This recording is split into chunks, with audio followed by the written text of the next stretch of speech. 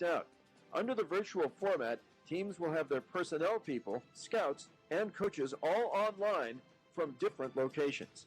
I'm Bruce Morton. The World Series of Poker main event, originally scheduled for May, has now been postponed. The annual tournament was set to begin May 26th at the Rio. A spokesperson for Caesars Entertainment says the event is now slated for the fall, although no dates have been released. With a check on our weather, here's News 3's Kelly Curran. We're still seeing a few lingering showers out there, but mainly sunny skies expected as we head throughout the rest of the day. Highs topping out around 80 degrees in Las Vegas, with winds out of the northwest at about 5 to 15 miles per hour. Keep listening for more updates throughout the day from News 3, your weather authority. Partly cloudy, 64 in Las Vegas. I'm John Schaefer on the new 101.5 FM, 720 AM KDON, Las Vegas' only FM news talk station. With a look at the roads, here's John Michaels. From the Leonard Road Traffic Studio. This report sponsored by Lowe's. The crash with injuries reported. Decatur Bonanza still active with police and fire on scene. Slowing for lane restrictions in the area. Avoid delays. Take the alternates Rancho or Jones instead. No delays to report on I-15 north and southbound, and delay free on the 95 east side, west side inbound. Remember that road work continues. Cobalt Lane between Tropicana and Sands. That is for ongoing road work, paving operations. Pros, Lowe's is open and here to help with all the supplies you need to make repairs during this important time. They're pro-ready, and they thank you for all you do. I'm John Michaels from the KDON Traffic Center. It's open enrollment season, and Medishare is the Christian healthcare sharing ministry that saves most families about $500 a month. Google Medishare and see if it's a fit for you. Medishare, healthcare you can believe in. I'm Jim Snyder. And I'm Marie Mortero. We want to thank you for making News 3 your number one choice for news. Every weeknight at 11, you can count on us to have the big story of the day. Plus breaking news that matters to you. Jim Snyder and Marie Mortero. News 3 live at 11. You've heard me talk about Homey and how they will save you thousands of dollars when you buy or sell a home. Not only are they disrupting the traditional real estate model, but I am blown away by how they're investing in our local community during these tough times. I couldn't be more proud to endorse Homey, and here's why. Homey is committing up to $100,000 to the United Way of Southern Nevada to help keep people in their homes through rent and mortgage assistance for those impacted by COVID-19. For every home bought or sold with Homey over the next 90 days, they will donate $500 to the United Way. Even more importantly, Homey will rebate their entire $2,500 listing fee back to you if you are forced to sell your home due to this crisis. That's right, no selling fee. That's huge. It's amazing to see a new company in Las Vegas step up in such a big way. Text JD to 88588 to buy or sell with Homey. Again, text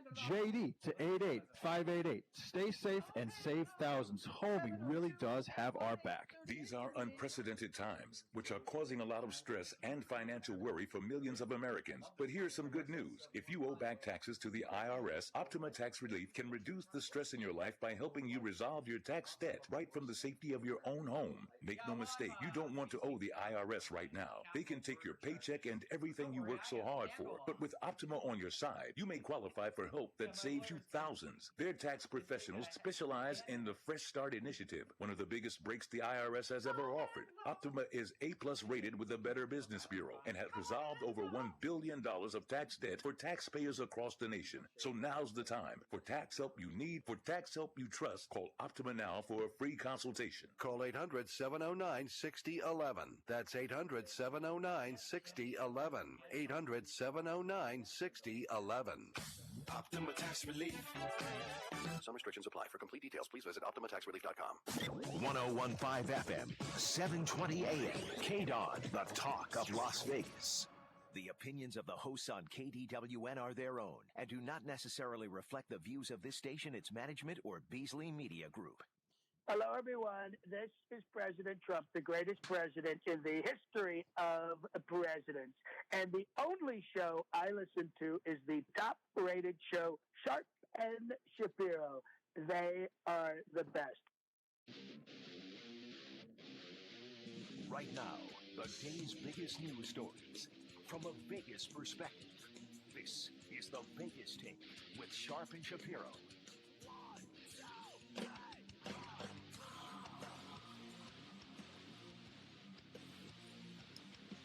All right, good morning, Las Vegas. It is the Vegas Take, Sharp and Shapiro. Glad you could join us on a Tuesday, broadcasting live from the kitchen of yours truly.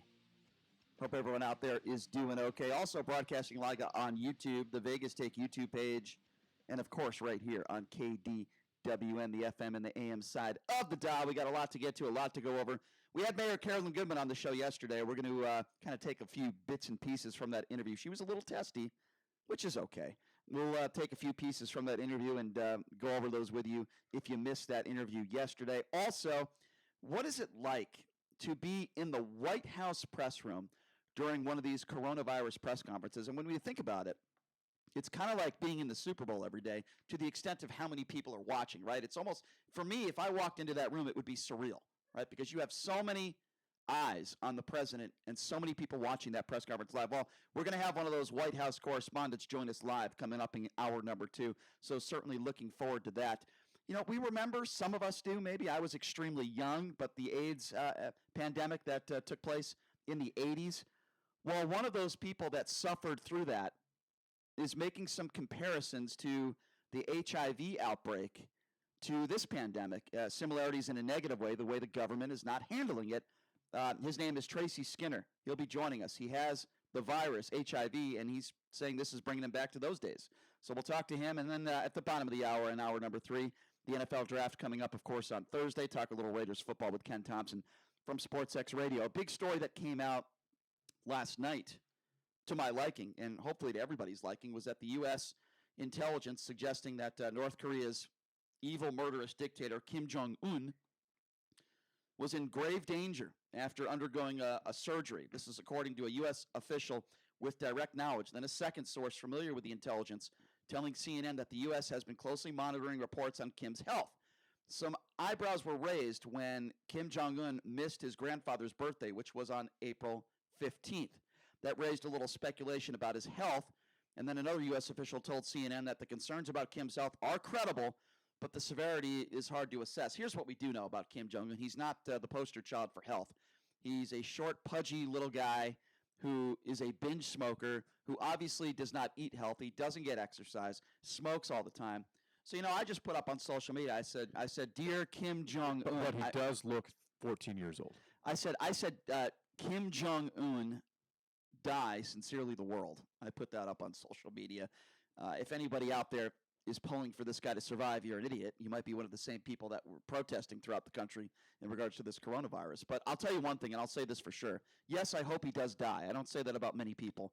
I hope Kim Jong-un suffers, and I hope he dies. And if and when he does, and I hope it's sooner than later, the president better not say anything nice about him, because he's said a lot of nice things about Kim Jong-un in the past. Make no mistake about it. This is an evil, murderous dictator, a son of a bitch that has killed a bunch of innocent people, including Americans. And I really hope. You want to talk about praying to God? I pray to God that this guy is no longer alive in the next couple days. It'll be a great thing, not just for this country or for their country. It'll be a great thing for the world if Kim Jong-un is dead. I'm pretty certain that there aren't, at least as far as Americans that are familiar with politics, that there aren't 200 Americans in the entire United States who want Kim Jong-un to live through this. Now, associating those type of people who want Kim Jong-un to live with this or from this to those that were protesting the coronavirus, to me, is a total over-the-top association, Brian. Okay. Well, I disagree. That being said, if Donald Trump doesn't go up on stage and call him a murder, an evil, murderous dictator, he won't. Well, if he doesn't do that, you can have an issue with it. Yes. Yes. If he doesn't use those exact 3 words, you're going to have an issue with it. I would rather him not say anything than say something about. Here's why. Because Kim Jong-un and him, Donald Trump is. We don't have to go through everything he said about Kim Jong, but the love letters, how much respect he has from Kim Jong-un. He thinks he's a great guy. Well, he was trying to avoid nuclear war, Brian. Okay. Well, he was. And when Kim Jong-un is dead, did Barack Obama say those things about Kim Jong-un? There will be no replacement for Kim Jong-un that is going to be threatening the United States with nuclear war. George W. Bush, Bill Clinton. So I don't think that Donald Trump will say anything nice about him at all when he dies. Okay, we'll see about that. I think he'll talk about it. I don't think he'll call him a good guy by any stretch. Okay, he said that before. I think he'll say that North Korea's leader is dead, but I don't think he's going to actually be positive. Going to what you said about, I find that very hard to believe. This possible war. Bill Clinton, Barack Obama, George W. Bush, George Bush Sr., all these presidents have never said any really kind words about Kim Jong-un. And there were no nuclear wars as far as I can remember with North Korea. So I don't think it's necessary to kiss Kim Jong-un's ass the way Donald Trump has done over the last 3.5 years to pretend like, well, we're just doing this because there's no nuclear war. There is no nuclear war coming. and the comments that Trump has said about Kim Jong-un over the course of the last 3.5 years are despicable. He has been nicer to Kim Jong-un than some of the governors in some of the states here during this coronavirus, and that is completely unacceptable. I don't even want to talk about that because it gets me really angry, but the bottom line is it'll be a good day for America, and it'll be a good day for the country if we find out that Kim Jong-un is dead, and period. End of story. So let's hope that that happens as a country and as a world, because this man is a horrible human being. Here's what we're going to do. The worst human being, Brian. This guy has, it's called a pleasure squad. It is a group, basically a harem of a couple hundred women, and all these women do from the age that they're moved into this pleasure squad is they pleasure, and they make sure that his family and his top leading military generals are satisfied sexually. I mean, this guy is an absolute scumbag. He's probably one of the worst. Wait, what is that called again? People it's called the pleasure squad. I got about 4 or 5. See, I like the pleasure squad. I think that's a good idea. You think that's a good idea? I think like there's worse things that he's done. The pleasure squad. I mean that's Stein. That's all these women do. I mean, that's their entire existence.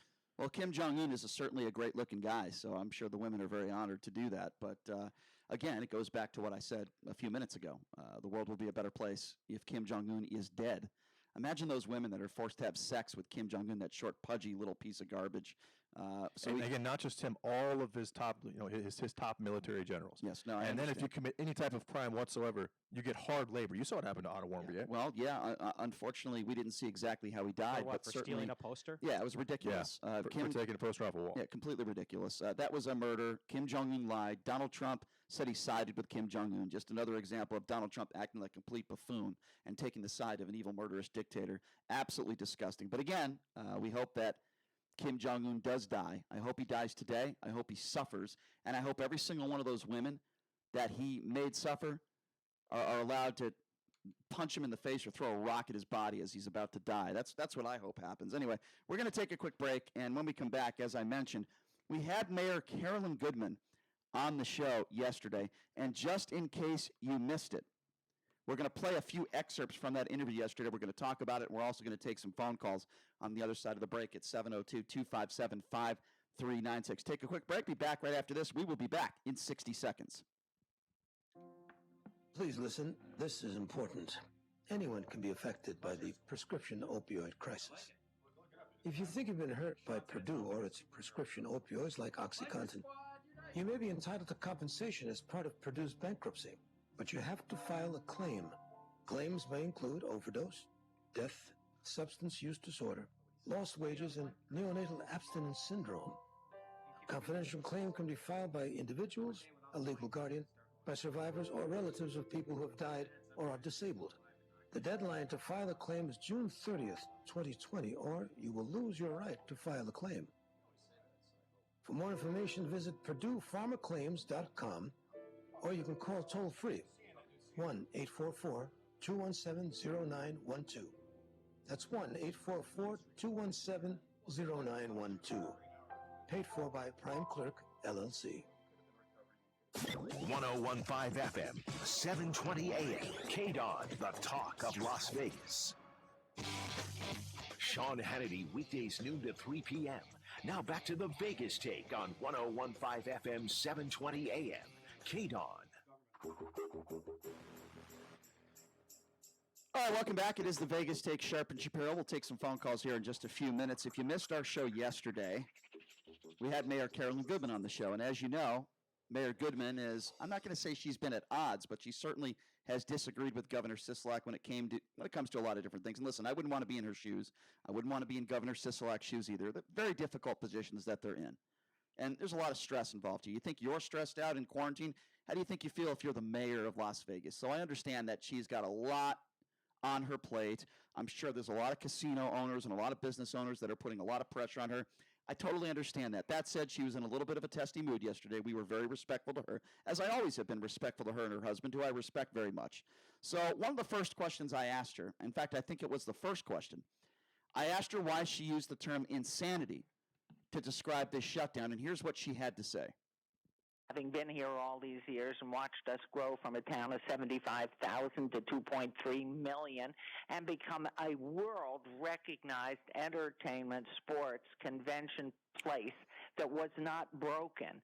The reason our hotels and everything in Southern Nevada in our industry of hospitality has been so successful and continuing to be so is because our rooms are clean, our kitchens are clean, we inspect them, there are laws. We're about making sure we are always on top of everything. And when I said it was insane, number one, it was because it wasn't broken. All right, so here was my thoughts on that, and of course I wanted to be respectful to the mayor, and we were. A clean hotel room and a clean casino is completely academic and means nothing when it comes to this virus. You could get the virus in the cleanest room on the planet. So I don't understand why she brought that up. To me, it doesn't make any sense. What she didn't do is she didn't really talk about the virus, and she didn't talk about how dangerous it was, and she didn't talk about how susceptible people are. If you open up the cleanest casino tomorrow with the cleanest rooms in the world, and you have a few people that are asymptomatic and they're close in proximity to one another, other people can get the virus. That's just a fact. Now, I didn't want to interrupt her because it was, number one, it was very difficult to interrupt her anyway. She's very long-winded, which is fine.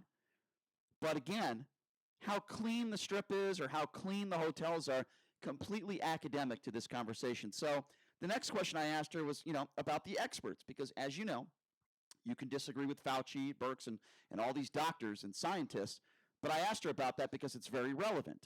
Who knows more about this virus? People that own casinos, people that are economists, or the actual doctors that are trying to fight this virus? So I asked her that question, and I asked her what does she think about the experts' advice, and here's what she had to say about that.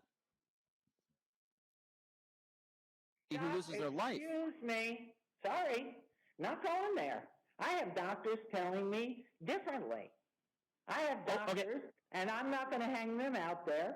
I have people out there saying, with proper, as you raise your children, if you have children, if you raised your children, you put them in school, and in kindergarten they come home with every germ, and it goes right through your whole family, and you're all down, usually with the flu or some derivative thereof. You do not stop living, and you do not take a paintbrush and paint everything awful. Okay, first of all, when she says, excuse me, not going there, well, what is that supposed to mean? You are the one who has criticized Governor Sisolak. You are the one that called it insanity. And when someone asked you what I believe to be a very logical and fair question, what would you say about the experts, those in Trump's administration and scientists and doctors around the world and what they are saying? I think it is a very fair question to ask her. If you don't want to criticize this shutdown, you don't want to call it insanity, then okay, then don't answer the question. But if you're going to criticize it, to say excuse me and be offended by this question, to me, that's just not fair. That shows a lack of leadership. Now, we talked about Dr. Fauci. We talked about how she listens to Dr. Fauci, and I think it was very important to bring up Dr. Fauci in this whole thing, but then she kind of went off in a little bit of a tangent. Have a listen to this. I went to the very top that everybody's listening to. Whether he's good, bad, or indifferent, that's not my call. He's the man, and he's telling us it could be through December. You keep us in quarantine or restrictions and don't let the private sector open up and put our people back to work. The results are insanity of what it's going to do to this place. Total insanity. So here's my response to that. My response to that is this. She's right. My response to that is this. If they open up too early and the virus continues to spread and it gets worse and more people die than they would have if you kept it closed, that is my definition of total insanity. Now, she doesn't know that. Now, she says she listens to Dr. Fauci, but a part of her obviously doesn't listen to Dr. Fauci because she quoted Fauci as saying this thing could go into December. And she basically is calling him insane. That's basically what she is doing. That is exactly what she is doing. She listens to Dr. Fauci. Fauci has been on the record as saying this thing could go in until December, and she thinks it's insanity to close everything down until then. Well, no, it would be insanity if we opened up things too early and a lot of people got sick and a lot of people died. Now, I gave her chance to talk, and we didn't have a ton of time with her, but she's very long-winded, and I didn't want to interrupt her, but that would be my response to her. But then she went in. This is the weird thing about this interview. I thought this was really weird, and if you're just joining us, we had Mayor Carolyn Goodman, who was on our show yesterday. She went into the homeless population. Now, as you know, the homeless issue has been not just a worldwide issue, but a big issue here in this country. There's no question. Not just in this country, especially in Las Vegas, Brian. Especially in Las Vegas. Yeah, that's what I just said. No, you said this country. It's been a big issue in the world, in this country, and in Las Vegas. Yeah, absolutely. But she decided to bring up children and the homeless during this pandemic, and she decided to talk about that being an issue. I have no doubt that, of course it's an issue. But because we have a homeless problem, all of a sudden we're going to put everybody else at risk? That doesn't make any sense to me. So this is Mayor Carolyn Goodman's thoughts on the homeless population during this pandemic. What about these children now that won't have a roof over their heads and they're quarantined to home? What home?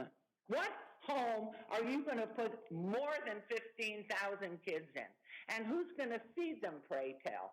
Their parents are out of work and desperate and calling this office, and we have no power to change anything. Well, I mean, let's keep in mind that it was just several months ago that the mayor put an ordinance in place that if the homeless people are sleeping on the streets downtown, they could be fined up to $1,000 and spend up to 6 months in jail. That was her response, and that was her answer. She had a chance to do something about it then, and now all of a sudden during this pandemic, all of a sudden she has all this concern about homeless people.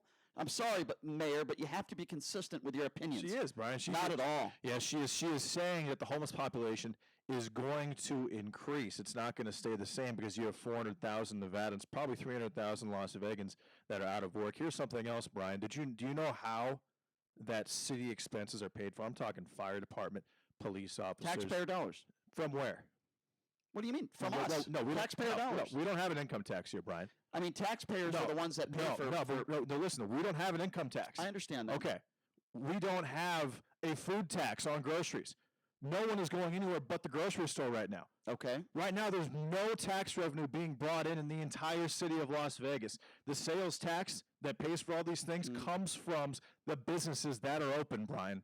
So if this doesn't stay open for 6 months, and, okay, let's say 15 to 20 people die, or 100 people die, you're going to see so much worse economic carnage than you would have ever thought, because you're going to, they laid off 100 police officers 2 days ago? Did you know that? Yes, I did. They'll keep laying off more. Did you know they also released 110 prisoners? We can give all the numbers, in my opinion. It's not going to change. Well, how it's going to change? You're talking about lives. That's a number. So why can't I bring up numbers? Here's why I think you're wrong. I'm not, Brian. I'm telling you, Okay, I am can not. I just finish? I am not wrong here, man. Okay, that's your opinion. But can I tell you why I think you're wrong? I'll tell you why. Of course you can. Okay, here's why. You can bring up all these numbers if you want to, but the bottom line is, this stuff can't reopen until we're safe. And you could be concerned about unemployment numbers and suicide and drug addiction. You could be concerned about police officers getting laid off. You could be concerned about where the money's coming from. Fine. Okay. But the bottom line is this. How about this? If I could just finish. Who's paying the doctors? If I could just finish my thought. The bottom line is this. Okay? It's very simple. I don't know why it's hard for you to understand what I'm saying. This state and this city cannot and will not reopen until it is deemed safe, regardless of the financial situation. I don't understand why that's so hard for you to understand. And you can throw any number at me you want to. I will. And I'm saying the city, in my opinion, based on what I've seen from positive testing results, which are less than 10%, from the total caseload, which is 4,000. You saw the study that happened in California yesterday, right? The USC researchers. California's not ready to reopen. No. Do you know what happened there in the study? What about the study? So LA County, right? There's 13,700 cases right now in LA County and 617 deaths. That's a 4.6% mortality rate.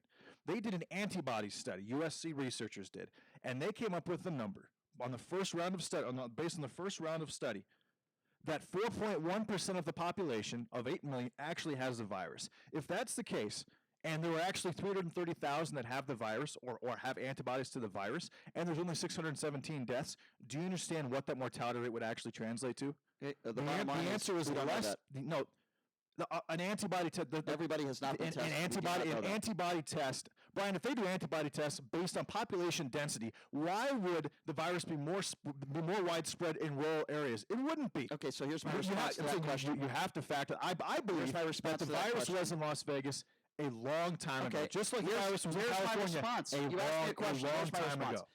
And the problem is you use these words like if and I believe.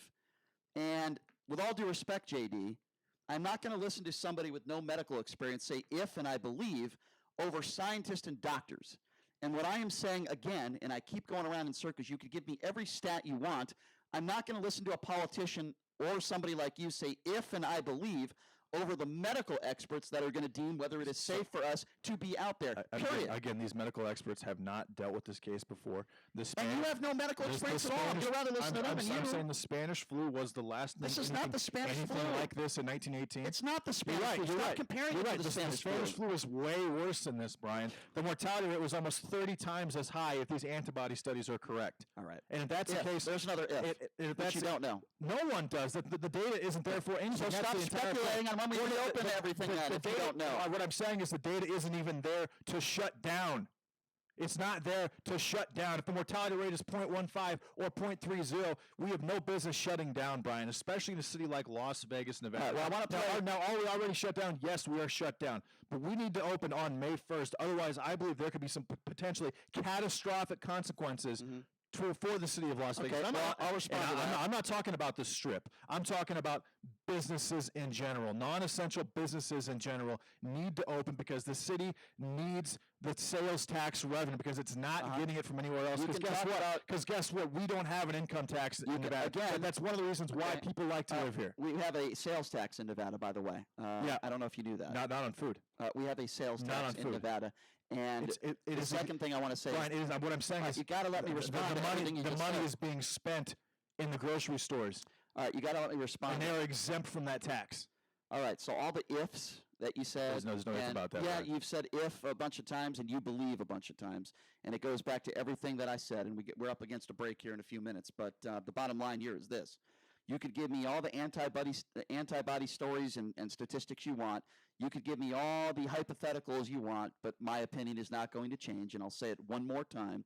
I'm going to listen to the medical experts and the scientists because I would rather have something catastrophic happen to the economy than something catastrophic happen. You can laugh all you want to if you let me finish my statement. That is the craziest thing I have literally ever heard in my entire life. It's not a surprise you didn't let me finish my statement and you're not listening because of your ADD. What I said was I'd rather have something catastrophic happen to the economy than something catastrophic happen to innocent American lives. Now, we got to take a quick break, and when we come back, we're going to continue this conversation on the other side. Give us a buzz. Your thoughts on our interview with the mayor, 702-257-5396. Again, that number, 257-5396. Take a break. We'll be back right after this. Special report coronavirus update. Senate Democratic leader Chuck Schumer says agreement has been reached on major elements of a nearly $500 billion coronavirus aid package for small businesses, as well as additional help for hospitals and virus testing. Late word House members are now being called back to Washington to consider it on Thursday. White House economic advisor Kevin Hassett calls it a delicate balance between protecting lives and the economy, telling Fox News. The risk is that you open, in terms of economic risk, the risk is that the later that you run everything down to zero, then the more bankruptcies and so on that you have. But then, the risk of opening too soon is that the disease, gets out of control. And balancing those things is something that really is up to the task force, the vice president and the president, not the economic team. The president says he is moving to put a temporary hold on immigration into the United States. I'm Mike Moss. It's time to check the roads. From the Leonard Road Traffic Studio. This report is sponsored by Lowe's. Watch for slowing for a crash on Silverado Ranch Boulevard at Bermuda. Slowing in the area, or take an alternate like Pyle or Pebble Road instead. Also, a crash on Blue Diamond at I-15, and that is causing eastbound lanes slowing. Use Warm Springs or Wigwam or even Pebble Road for a good alternate there as well. And pros, Lowe's is open and here to help with all the supplies you need to make repairs during this important time. They're pro-ready, and they thank you for all you do. I'm John Michaels from the KDON Traffic Center. This station is conducting a weekly test of the Southern Nevada, Inyo County, California Operational Area Emergency Alert System. This is only a test.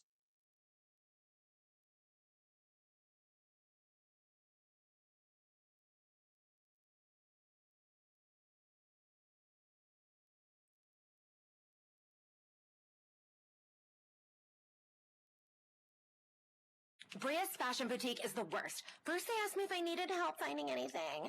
Just because I'm gorgeous doesn't mean I need help. No matter how hard you work for your small business, online reviewers will find something to complain about. Then they tell me they're having a sale. Oh, so you're assuming I'm poor. Cool. And while Progressive can't save you from these trolls, we can help you save money on commercial auto and business insurance. Also, they tried to give me the friends and family discount. I'm not your friend, so... Get a quote online today at progressivecommercial.com. Progressive Casualty Insurance Company, affiliated and third-party insurers. Warning, this product contains nicotine. Nicotine is an addictive chemical.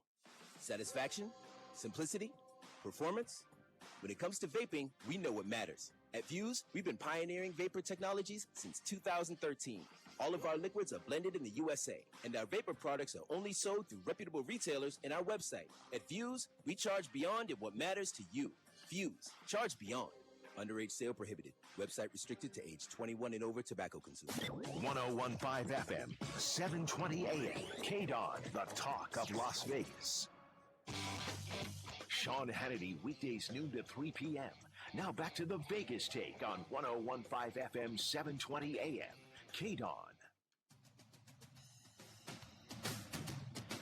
All right, welcome back. It is the Vegas Take, Sharp and Shapiro. Thanks for joining us on a Tuesday. The number to call, 702-257-5396. We're playing some excerpts from the interview we did with the mayor of Las Vegas, Carolyn Goodman. And my opinion on this virus hasn't changed since day one. It's extremely serious. We need to take it seriously. And yes, all these protesters across the country that have decided to play with your life, because that's what they did.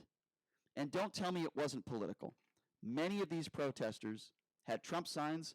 Some of them had Nazi signs, Confederate flags. Most of them not practicing social distancing. Here's how stupid some of these people are. They're so dumb, they're protesting to open things up. Some of them are wearing masks, so that's the irony of that. And they're protesting while some of these idiots are carrying these Trump signs, they're protesting Donald Trump and his administration's own guidelines of social distancing. These people are dumb as a doornail. Or they can not like the fact that they're not going to work, but still support Donald Trump. And what's the problem with wearing masks? When all this social distancing gets laxed, like right now you have Texas, Georgia, Tennessee, Alabama. In all these states, a lot of these people are going to be wearing masks, Brian. So what's wrong with wearing a mask and protesting? What's wrong with wearing a mask and protesting? Yes. Okay, that's an easy one for me to answer. I'll tell you what's wrong with it. There's something that the president and his administration put in place, and all these governors put in place, even the Republican ones.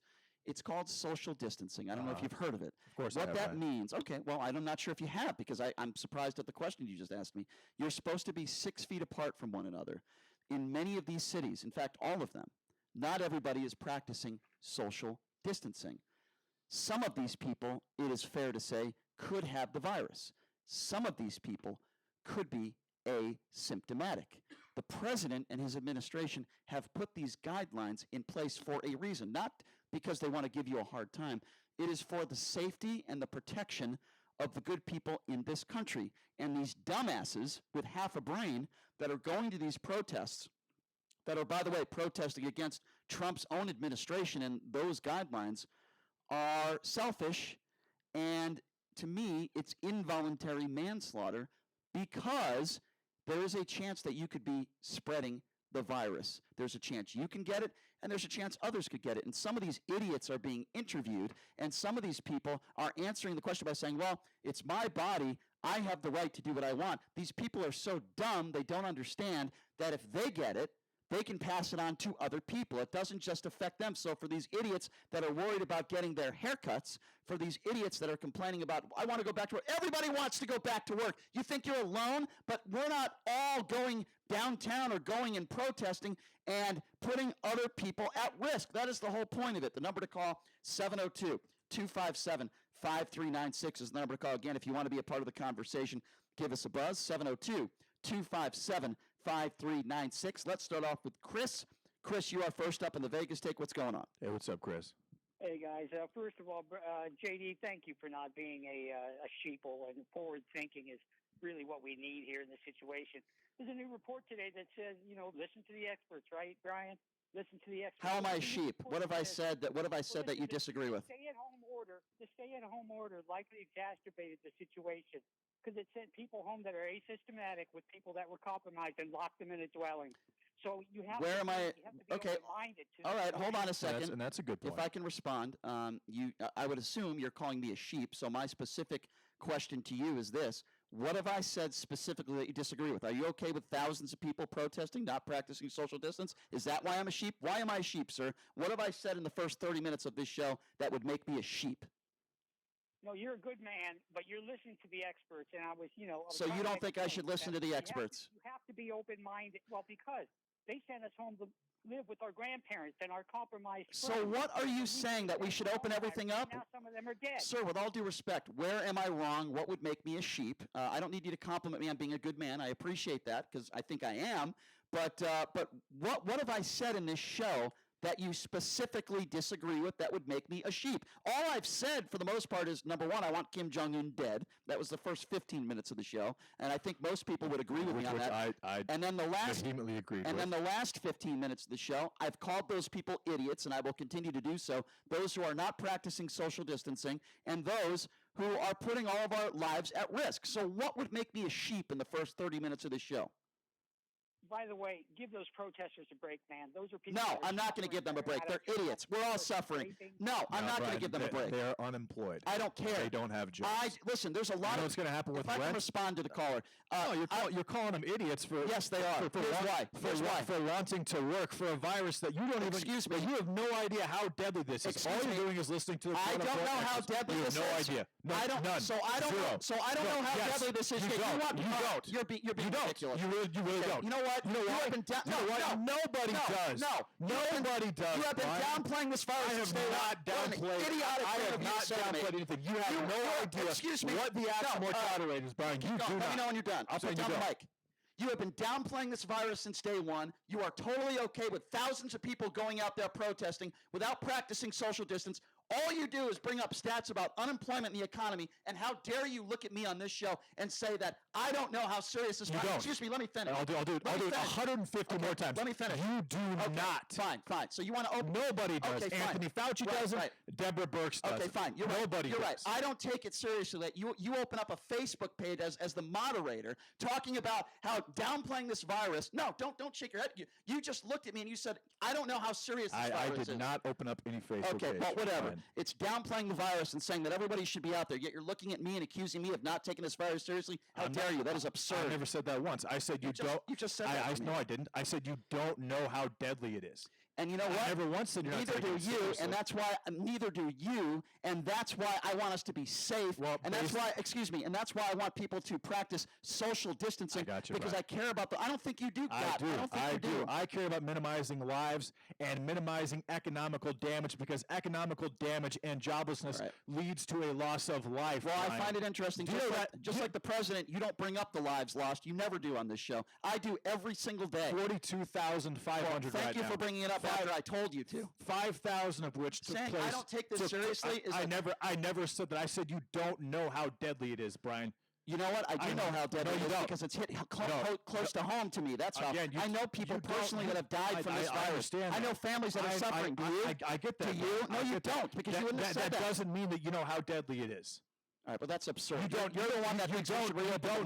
Know the actual mortality rate. You have no idea. You're telling me I don't know how deadly it is. You're the guy that wants to reopen everything tomorrow, and you do the right-wing talking points, because I think you talk to a couple people that feed those to you every day. Well, I think you do. 702-257-5396 is. I'm sorry, I take that personal. I know people in my life that have lost their lives from this virus, and you look at me and you tell me you don't know. I don't know how deadly it is. Your friend's mother dying does not change the mortality rate of the virus collectively. It doesn't make it any more deadly.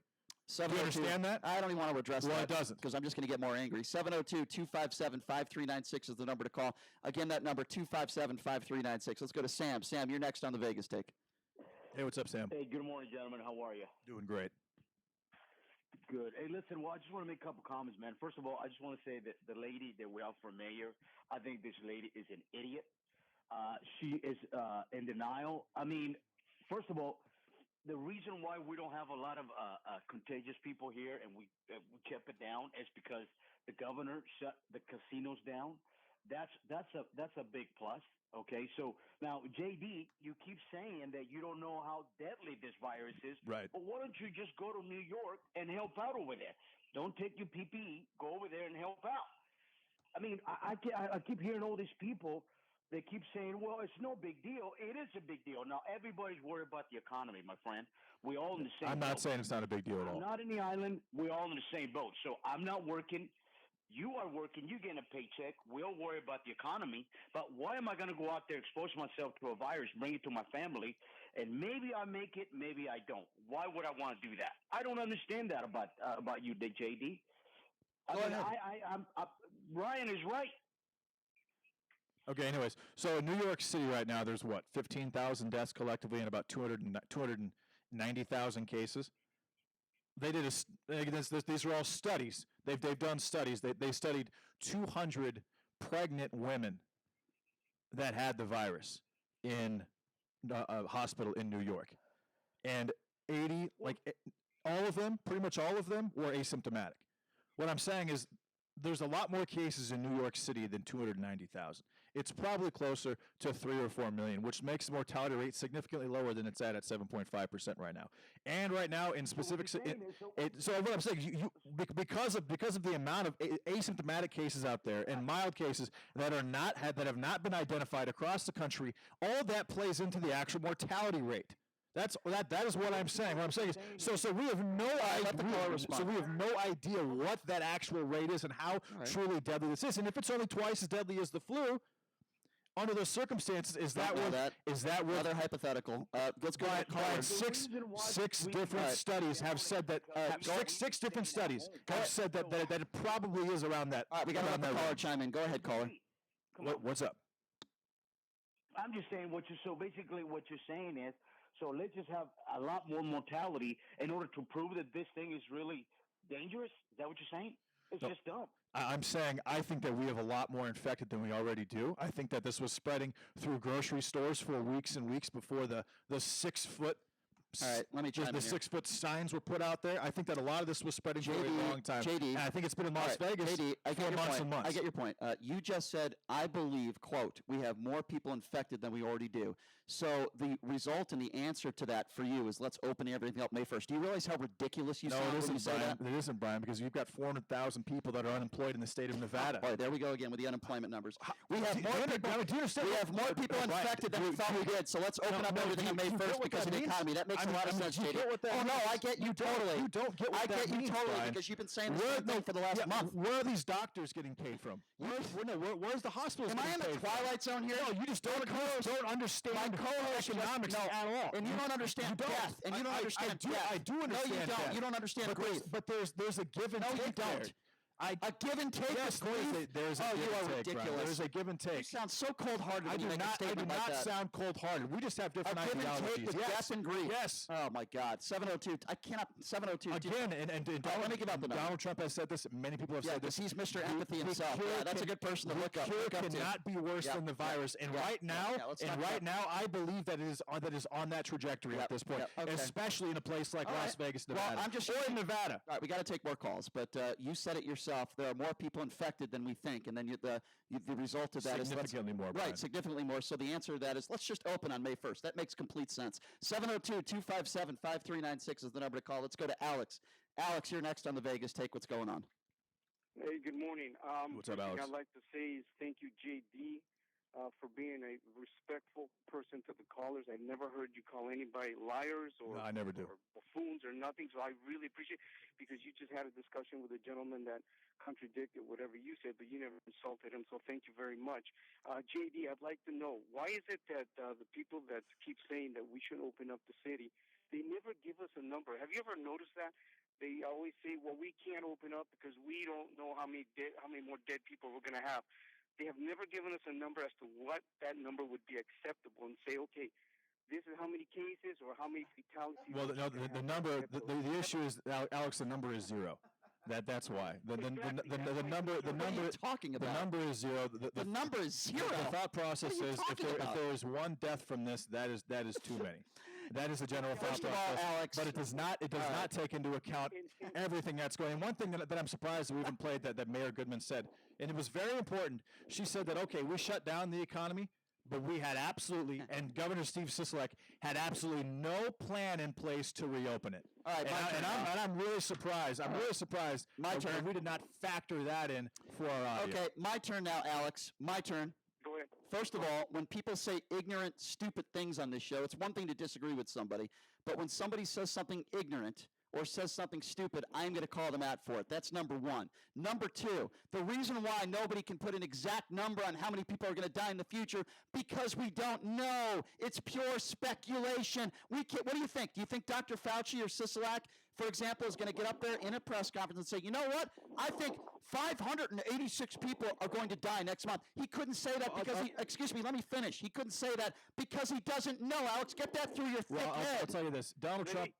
Trump going on TV and saying that 2.2 million people could have died if we did nothing, based on the study. And this is me going against Donald Trump, based on the studies that were done in Colorado and Massachusetts and New York and California and Germany. That number is not even remotely close to true. Not even that number will never in a million years take place if those studies are even moderately accurate, Brian. So I'm saying Donald Trump using that 2.2 million number. I said initially what he's going to do is he's going to overpromise or he's going to underpromise and overdeliver, which he did. But he basically put that bar way too high. If these antibodies test or study test numbers are kind of accurate, which I believe that they probably are, considering the fact that they're taking in places with high population density, which is where the virus is going to be spread the most. But if these studies are accurate, then those, because you can't understand, that's fine. No, I understand perfectly. You're the one who doesn't understand. That number is unbelievably overblown. Okay, well, speaking of numbers. So Donald Trump actually created some fear by doing that, in my opinion. I want to get to more phone calls. You're killing me because you just said 5 minutes ago that you said it yourself. There are many more people infected than we think. And then your response to that, or your opinion based on that, is let's open everything up May 1st. I think that's all that needs to be said, JD. Let's get back to the phone calls. Because the mortality rate is a lot less than the expectation right now. I get it. 702-257-5396. Let's go to Dylan. Dylan, you're next up on the Vegas Take. Hey, what's up, Dylan? Dylan, go ahead. You're next up on the Vegas Take. What's going on, man? Good morning. Hey, with all my time on my hands, we stumbled across the drive-through with the little Q-tip thing. So my wife and I went through there, and, we got a phone call, and we tested positive. And I thought, wow, I have allergies this year. So, I had some itches and tickles, and I'm like, and I'm not being a smart aleck or anything, Brian, and JD, but it nothing affected us whatsoever other than I thought I had allergies. Kind of like Tom Hanks and his wife, they were on their merry way. But I don't. There's a better way to handle this. We got to protect the old people and keep them in and out of the casinos, and let the nation go back to work. All right, so Dylan, let me respond. If I can just respond to that, Dylan. I read a story yesterday of a 5-year-old girl. A 5-year-old girl that died of the coronavirus. I've learned stories of many people in their 30s. A bus driver with no underlying health conditions, 42 years old in Chicago, that died. So while you're right, the majority. Hold on. Yes, the majority of people that are susceptible to this virus are those that have bad immune systems or elderly. But there are also younger people, like a 5-year-old girl who just died of the virus. So you can't make broad, blatant statements like that when it does affect everybody differently. That's the problem with this virus. Let me say one more thing, okay? I understand your facts. But right now, I'm about to go into this Albertsons packed full of 5-year-olds and 10-year-old girls. Yes. And like sardines, we're shopping here with some people have masks on. That's a good point, and let me respond to that. That's a good point, sir. Okay. That's a good point, and I've talked about that, and let me respond to that if I may, because you bring up a good point. First of all, as we all know, whether you're in a supermarket or a gas station, we're all supposed to be practicing social distancing. There's no question about that. There are some supermarkets, and I don't agree with this, by the way, all of them should be doing this. There are some stores and supermarkets that are only allowing a certain number of people in there at a time. But here is my point. if there are some dopes that are not practicing social distancing, whether it's in a supermarket or some of these idiots that are protesting, so because we have some morons in society, does that mean we should reopen everything because there are select supermarkets that people are not practicing? Of course not. The answer is no. We need to call those people out. I agree with you. It's wrong. It puts our health at risk. I could not agree with you more. But that doesn't mean we should just reopen everything and not practice social distancing, right, sir? Right, Brian. 10 more seconds. I was at the bank drive-thru just a moment ago before Albertsons. Yes, sir. There's a lady next to me, and she said, "Oh, go ahead and tell me my balance." And the lady next over, and the lady's balance was $5. That's horrible. I was so heartbroken Yeah. from her being unemployed. I had to give her some money. Well, that's nice of you. It broke my heart. It's killing Yep. the people, man. No, you're right, and you're a good man. It is absolutely killing the people. And the crazy thing is, if I go to the grocery store and I spend $200 on groceries, the city doesn't get $1 of that in tax revenue. They don't get $1, Brian. I'm not paying state income tax. If the casinos aren't open, if non-essential businesses aren't open right now, the city is bringing in no money to pay for the infrastructure. Let me to keep it safe. I know you want to talk about money. To keep Sin I City. understand. I get it. No, you don't understand. I know you want to talk about money, but I want to to the entertainment address this guy. capital of the world. I understand you want to talk about a controlled chaos, which is what it actually is. I know you want to talk about the entertainment capital of the world, and you want to again talk about money. But I would like to talk about this guy who just called in. If I can have 10 seconds. Thank you, sir, for being a good American and for doing what you did to that lady that was at the teller. I appreciate you for doing that. You brought up some good points. I'm sure that lady appreciates you, and I wish there were more people out there like you, sir. I think you did a great thing, and you're right. There are a lot of people out there that are suffering. I will say that if you had a job during this coronavirus outbreaks, by now you should be collecting unemployment, and if you're not, something is wrong. Not saying that everything's perfect, not saying that the this whole unemployment benefit services is perfect, but you should be getting some help by now. Some people, Brian, can actually make more money on unemployment than they could. I know some people that are hovering around the minimum wage, and that's going to be interesting. They're getting state and federal Right. unemployment of $600 a week. So- So, not saying that that's great, but just as a point of reference. And let's think about this. What if you stock shelves at a grocery store and you make $14 an hour, and you are constantly subjecting yourself to getting this virus and putting your health at risk? And if you just didn't have a job and you went on unemployment, you could make 40% of that. Why would you not? Or 40% more than that? Why would you not do that? And that's what we're going to run into eventually. Well, you're the one who said you want things to open up on May 1st, so why would you be concerned about those people that are stocking things all of a sudden when you say you want everything open on May 1st? I'm saying if things stay closed for another 2 months or so, you're going to see a lot of these non-essential. We're not talking about 2 months. We're talking about in a week and a half. You want everything to reopen. It's ridiculous. I want everything to open today, but it doesn't. That's absurd. No, it's not absurd. The truth finally came out. You want everything open today. Of course I do. That's absurd. With the isolation of the high-risk groups. So are you washing your hands? Are you practicing social distancing? You want everything to open? Brian, you're literally the most disgusting person, hygiene-wise, on the planet. You're the hygiene. You are the last person to ever ask me that question with a straight face. Let's be honest about that right now. Okay, you want to be honest? I'll be honest with you if you want me to be honest. That being said, I do absolutely wash my hands. I'll be honest with you when I go in. All right. Well, if you want to attack my hygiene and you want to get honest, you're asking all right. about No. that. Let's go with that for a second. First of all, if you're not smart enough to understand that personal hygiene in your own apartment is different than social distancing out there, then I don't even want to continue this conversation with you. I really don't. I'll drop the mic and let's just play a pre-recorded show. That is the most ridiculous thing you just said. My personal hygiene, which by the way I would argue it's just as good if not better than yours, but my personal hygiene. How many times do you shower a week? How many times do you leave crap all over the floor every day on the show? How many times do you leave garbage in my apartment after every day when you eat lunch? Have you ever put anything in the trash every single time you've been in this apartment? No. Ever? Again, Brian, how many times do you shower a week? How many times does your wife have to clean up after you? How many times do you shower a week? Answer my question first. Answer mine. Answer mine. It's very, very relevant. No, you've got pets that crap all over your apartment. I do have. Complain to me about it all the time. I do have 2 pets. I do have a 2-year-old daughter. Don't talk to me about hygiene. It's a little different than nobody cares. Than your 1-bedroom situation by yourself. Cares. All right, can't we just agree you're both slobs? Nobody cares about my hygiene, but if you want to get personal with me, how about you do the rest of the show by yourself? See if you can do that. 702. Do you want to? Really? I'm asking you. Do you want to? I'll tell you what. Do the next segment by yourself. Forget about me. I will give you the floor. How about that? You lead the next segment since I have such bad hygiene. 702-257-53. I think you need a Snickers bar is what I think. Oh, no, he's going after. I think he needs to. Well, you actually about my hygiene, my personal hygiene. You went after my intelligence, Brian, and said that I didn't understand. You've said that to me about 10 times during this show that I don't understand stuff. I will say that my The bottom of my shoes are sticky because of the Kool-Aid that's spilled all over that's the true. That's floor true. here. That's true. 702-257-5396. Let's go to Tony. Tony, you're next. Like, people care about our hygiene. Tony, you're next on the Vegas Take. Hey, what's going on, Tony? Hey, Brian. How you doing? I'm a little heated, but I'll be okay. What's going on, Tony? Hey, who read that resume for that bonehead JD to get that job? He need to put some sanitizer on his mouth. Why you don't listen and get his facts straight? JD, you would like to respond to this gentleman? Yeah, what's going on? What are you saying? Why am I a bonehead, Tony? There we go. Because you don't listen to Oh, okay. Brian. All right. Brian have his facts together. Who read your resume to give you that job? You're lucky you had a job. What am I supposed to listen to Brian about exactly, Tony? Well, he give you the facts, you know. What facts? You just argue with him. I know you guys put it on a show for the people here, but back at the house, you guys go back and laugh and say, ha, ha, ha. Look at No, I don't actually. I'm usually angry at JD after every show, so you're wrong about that, by the way. No, yeah, what facts are you talking about? Because honestly, Tony, nobody has any facts right now with this virus. So let's open up May 1st since nobody has any facts. Boy, that makes complete sense. Actually, JD said it himself. Let's open today. So nobody has any facts, but let's open today.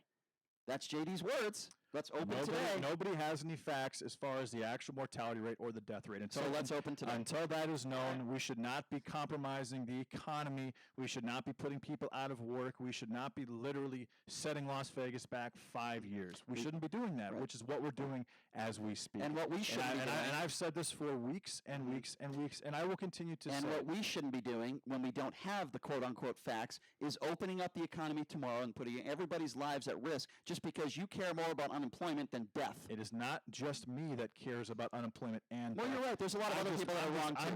I'm not thinking only about death. I'm thinking about death, unemployment, as you know, the economy, the economy itself, the future of the country. We don't have all the facts. As well as the morale of the people that are literally sitting at home right now, not living our lives. We don't have all the facts. We don't know. We think we are not living our lives right now. If I can just finish, we got to take a break. You think more people have the virus than you think or we think, but yet let's reopen today. No, that makes complete sense. All right, we're going to take a quick break. We'll take more of your phone calls when we come back. 702-257-5396. Again, that number to call is 257-5396.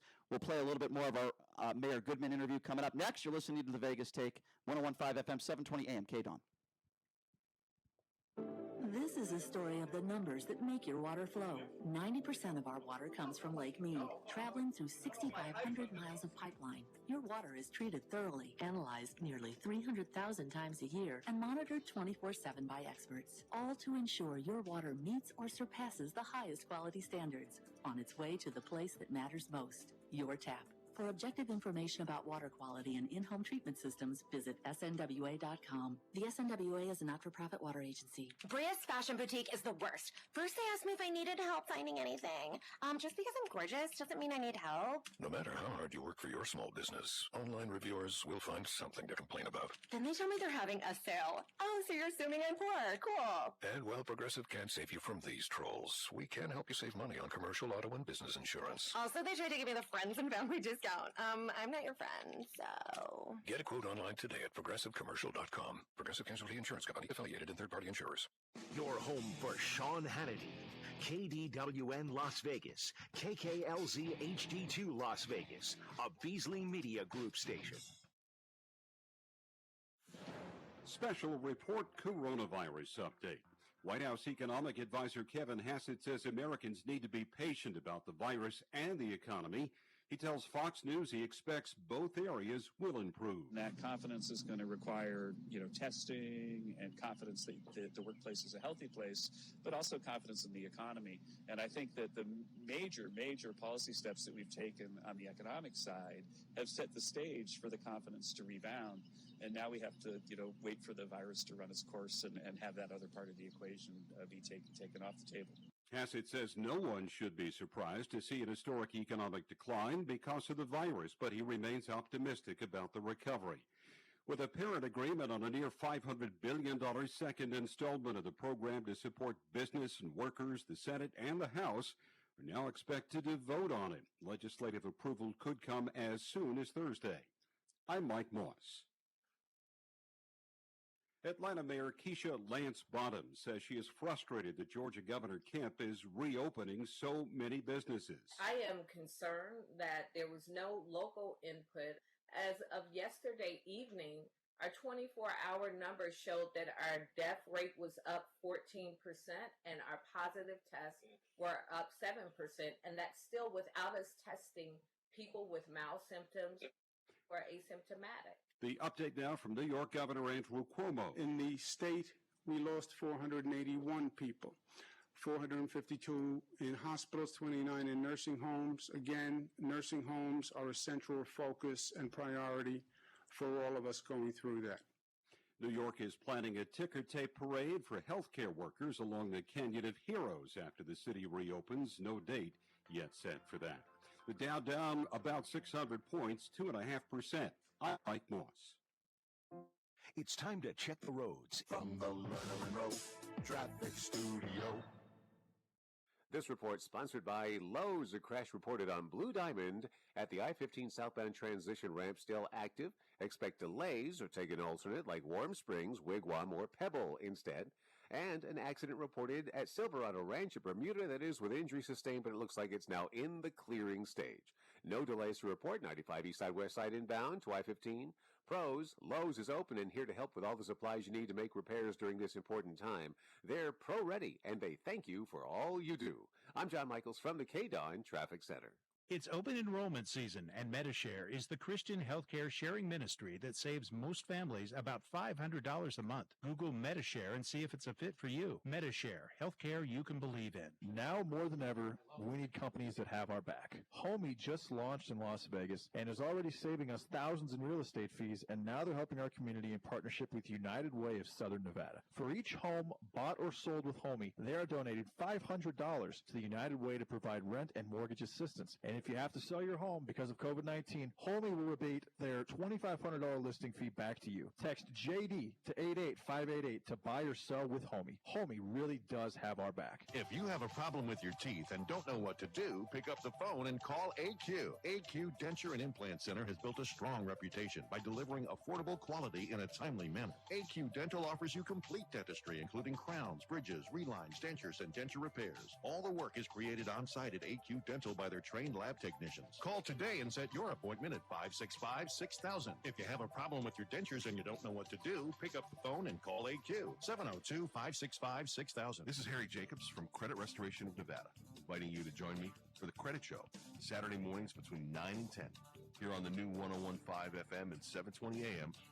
A Home for Spot Animal Rescue says, don't shop, adopt. Bring the whole family, along with any dogs you might already have, to their weekly adoption events at PetSmart, 2140 North Rainbow in Lake Mead. Saturdays from 10 to 3 and Sundays from 11 to 3. You can find your new furry friend who's looking for their forever home. Also go to ahomeforspot.com for pictures and descriptions of all the latest dogs looking for a new friend. For more information, go to ahomeforspot.com. That's spot.com.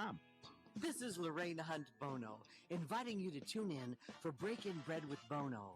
Join my husband, Dennis Bono, as celebrities share with him their intimate and humorous stories. Saturdays, 5 to 6 p.m., right here on KDARN. The opinions of the hosts on KDWN are their own and do not necessarily reflect the views of this station, its management, or Beasley Media Group. Hello, everyone. This is President Trump, the greatest president in the history of presidents. And the only show I listen to is the top-rated show, Sharp and Shapiro. They are the best. Right now, the day's biggest news stories from a Vegas perspective. This is the Vegas Take with Sharp and Shapiro.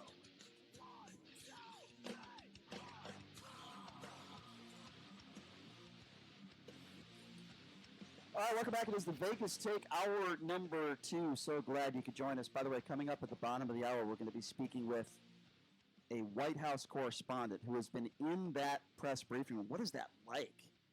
What is that experience like, being in a room where you know millions and millions of people are watching? That would be kind of surreal for me, to be honest with you, because it's a very small room, that media room. So we'll have a correspondent coming up here at the bottom of the hour that has been in there recently. We're talking about the interview we did with Carolyn Goodman, of course, and she came on the lines with us yesterday, and we've been going through some of the tidbits of what she said. And one of the questions that Donald Trump was asked in the media room, I believe it was just the other day, was about the Nevada shutdown. And I like the fact that people are asking questions about Las Vegas and about Nevada. So this was a reaction, to Trump not taking sides in this Nevada shutdown. Have a listen to this. I love that the president has a plan. Open America again, I think it's called, but I'm not sure. He has a plan. He has hope. He has something for all of these private small business people and barbers and estheticians and everybody have a plan of hope so they can open again and feed their families. And so I'm so positive, and I was so proud that he said, and I'm going to give it back to each governor. Well, here's my issue with that is that it's okay to be positive and it's okay to have hope. But what is the plan? And I asked Mayor Goodman about that. I asked her, when do you think this state is going to reopen? And she didn't even give me an answer to that. So while I think it's okay to have hope and it's okay to be positive, she would not answer the question. She didn't even say, well, I'm hopeful that we're going to open May 1st. She didn't even say that. So that was my concern with that clip and that statement, because I tried to press her on that, and she did not give me an answer. Now, I also asked her about the protests in Las Vegas. I asked her thoughts of people not practicing social distancing, and this is one of the answers that she gave us that I really disagree with her on. But have a listen to her. I asked Mayor Goodman about what she thought about these people not practicing social distancing, protesting in Las Vegas. Their passion is because they're desperate. They are desperate people that don't have the dollars to pay their bills or feed their families. That's all that is an expression. Do you think each one of them didn't know by how they were raised that when you cough, you put your hand over your mouth or your head in your arm? Do you think these people don't care about good health and hygiene? But maybe they don't have a job anymore, and they are down at their knees, and everybody only has one voice, one opportunity, and they can't quarantine because they don't have an apartment or a place to live, for heaven's sakes. Doesn't anybody understand this? Okay, first of all, I would beg to differ. A lot of the people, I would say the majority of the people actually that were protesting do have a place to live. She's making it like these protests are a bunch of homeless people that don't have a place to live. That's just not factually accurate. That's number one. Number two, whether you sneeze or cough and you put your hand over your face, or you sneeze or cough in your arm, is not the point. The point is that even if you are doing that, you're not practicing social distancing. I don't know why that's so hard for people to understand. If they were 6 to 10 feet apart, fine. I wouldn't have had that much of a problem with it, because at least they were paying attention to the social distancing guidelines, but they weren't. And the idea that all these people are homeless, they don't have a place to live, that's not true. Well, a couple could be homeless, Brian. That's very possible, but that's not what she said. But she also, when she started the interview yesterday, she made it very clear that she had no solutions. Well, that's a problem. Don't you find that problematic? Well, I mean, but she told us that. She said, "I'm not here to offer up solutions. I'm just telling you why I'm." She's the mayor of Las Vegas. I'm explaining. Well, it's not. She's her, talking about how Sisolak doesn't have solutions. It's not. He doesn't. It's not her place. But she doesn't either. She's the mayor. It's the governor. The governor's decision. But she's criticizing the governor for not having solutions. She cannot do anything without the governor's permission. Now, do I think that and this is going to sound kind of interesting, but do I think that it's a possibility that if this thing lasts too long, that Las Vegas might be the first city in the entire country to go against the governor's orders? I think that's a possibility at this point, based on that interview that we just had. I believe that it is a possibility that Las Vegas could be the first city in the United States to open up without the permission of the governor of its state. Because Steve Sisolak, he's not in Vegas. You think the Strip is going to open without his permission? I'm not saying the Strip. I'm saying the city. He's sitting in Carson City right now, Brian. He's nowhere near what's going on. You know how? Do you know what he did to McCarran Airport in 2009? He sued the airport and made $23 million. What does that have to do with this? I'm saying I'm not convinced that Steve Sisolak has the best interest of Las Vegas in mind. Well, if you're and I'm not convinced that Mayor Carolyn Goodman thinks the same. I think that she might have the same thought process that I and a lot of Las Vegans do out there. All right, I want to take some phone calls, and we will. 702-257-5396. Again, the number to call 257-5396. The only thing I will say to that is if you truly feel that Governor Sisolak doesn't have the best interest of Nevadans at heart, I wonder if you feel like Donald Trump has the best interest of Americans at heart. Do you feel that way? Do you think that? Absolutely, yeah. So you think Trump has the best interest of all of the Americans at heart, but Sisolak doesn't? Okay, I just wanted to ask you that question. 702-257-5396 is the number to call. Again, 702-257-5396. Let's go to Lewis. Lewis, you're next up in the Vegas Take. What's going on? Hey, what's up, Lewis? Hey, guys. Look, I'm a believer in science, okay? And according to the New York Times, okay, March 13th, 2020, very credible New York Times, we were expected to see anywhere between 160 to 214 million people infected, and as many as 200,000 to 1.7 million people die. Well, I like science, and I believe in science. In this case, science was wrong. Yes, it was. Okay, all the models that have been predicting have been wrong, and there's nothing wrong with being wrong. The science was wrong. We need to open up. Okay, so a lot of those models, you don't think social distancing and the rules that have been put in place have anything to do with the numbers lower than they said they would have been? You don't think it has anything to do with that? That's a totally separate issue. No, it's not. It's the same issue. Their numbers were wrong. What numbers are you talking about? The numbers. What numbers? The predictions, the CDC models, everything. Okay, I understand there were models, but which specific numbers are you talking about so we can discuss that? There's a lot of different numbers. People infected. Are we anywhere between 160 to 214 million people infected? No. We are 3 months into this. Okay, hold on a second. We're in that range. We are not only in that range, so you're wrong, but we are several months. Hold on a second. People infected in the United States. We are several months into this. In a year from now, if you want to talk about, you tell me where you're not letting me. 160 million people infected. You're not letting me finish. We are several months into this. In a year from now, if you want to have this discussion, but we don't know. Because some people haven't even hit their pinnacles yet. Some have. They're saying perhaps, but we don't know for sure. It is way too early for you to make a statement like that. Way too early. I'm just basing it on the New York Times, buddy. I just want to bring. You're basing what on the New York Times? He's basing his statement that the numbers were wrong. Here's what I want to ask, okay, that nobody ever talks about, and nobody can ever give me an answer. There is no cure. There's no treatment. Yeah, we know that. What the hell is testing going to do? Are you serious? Hold on a second. All right, let's. I'll answer that question. I can't believe you just said that. All right, well, I can't tell you if you're talking. I can't. Okay. All right, I can't answer you if you're talking. So I cannot believe you just asked that question. And have a nice day, sir.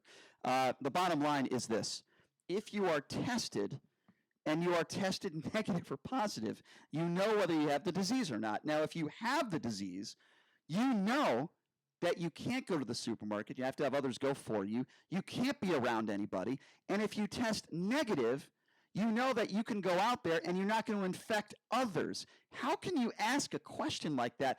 Did you really just ask the question, sir, with all due respect? What does it do any good if we get tested? Well, geez, let's just not test anybody now. That is one of the dumbest things I've ever heard, sir. And I think the more important test at this point is the antibody test, because that stays in your system. You build the protein to that pathogen, and it is there. With the actual virus test, you could not have a virus and get the virus the next day. But regardless of whether that's true or not, you could be on the tail end of the virus and show no symptoms. I think that the only way I think you should test people if they have symptoms and they put themselves in the hospital or go to the doctor. At that point, I think they should be tested, but we should not be requesting that millions of people get these swab tests for the virus itself. The most important thing is the antibody, because it tells us when the virus got here and what the actual mortality rate is. Because if we have millions of people in the country that have antibodies to the virus that didn't die of it, Brian, that plummets the overall mortality rate, which is the most important thing in the end. It's all about lives. It's all about how many people actually die. And that's what he was saying is that 200,000 to 1.7 million people. Brian, if 30% of the country has the virus and only 42,000 have died, then what's the actual mortality rate? It's a lot less than what is being advertised. And the thought process amongst people like myself is that what is being advertised to induce fear for control. And right now, like it or not, we are literally sitting in our homes right now waiting for doctors to tell us what to do. This is unprecedented for an economy and for a country like the United States. Now, does this happen in socialist countries and communist countries? Sure. But in a capitalist country like the United States, something like this does not take place, Brian. And there's going to be a lot of economic damage. And that's been my argument since day one. Okay, so going back to actually what that caller said, that's what I was talking about. The last thing the caller said, which was, what's the use of people being tested? And that's why I said, have a nice day. You have zero credibility if you think there's no use in people being tested for this virus. It was an idiotic statement, extremely ignorant, and I can't believe I even had to answer that question. It's just absolutely absurd. That statement had nothing to do with antibodies or anything else, and everything to do with the fact that if you're not feeling good or you think you might have the virus, it is important for you to get tested because it puts yourself at risk. It could put your family, your friends at risk, and I believe the more people that get tested, the more safe we are as a country. 702-257-5396. Let's go to Andre, who's next on the Vegas Take. Hey, JD, how you doing, brother? Yeah, I'm doing good, Andre. How are you? Good, good. Just wanted to touch off. I got 2 quick points, man. You just mentioned it, and people need to realize, man, the way government controls its citizens is through fear. And there's a lot of that going on right now. That has happened. I'm from Puerto Rico, so I know about countries like Venezuela, and things of that nature. That's how they control its people, is through fear. That's what's going on right now. Second of all, we got to find a happy medium on how to handle this, because if some of the experts and like Fauci and them are saying that this virus may be amongst us till December, so what are we supposed to be? Are we supposed to be shut down till December? We got to find a way to chew, as they say, chew gum and walk at the same time. Correct?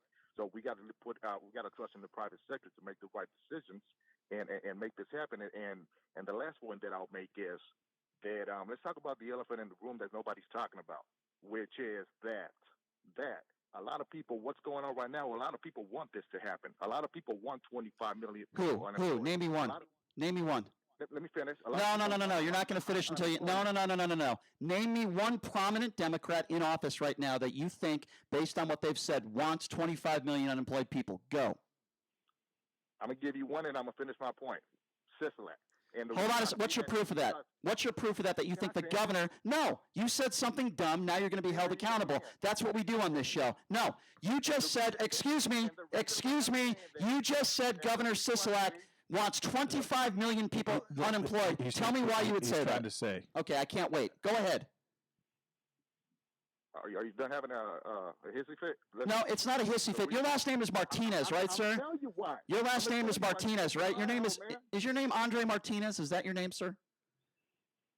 It is, isn't it? Yeah, it is, exactly. You're the same person that went on our Twitter page, that stalked me, that blasted me on Twitter, and now you want to call up and you want to talk about credibility? Get the hell out of here. Next caller.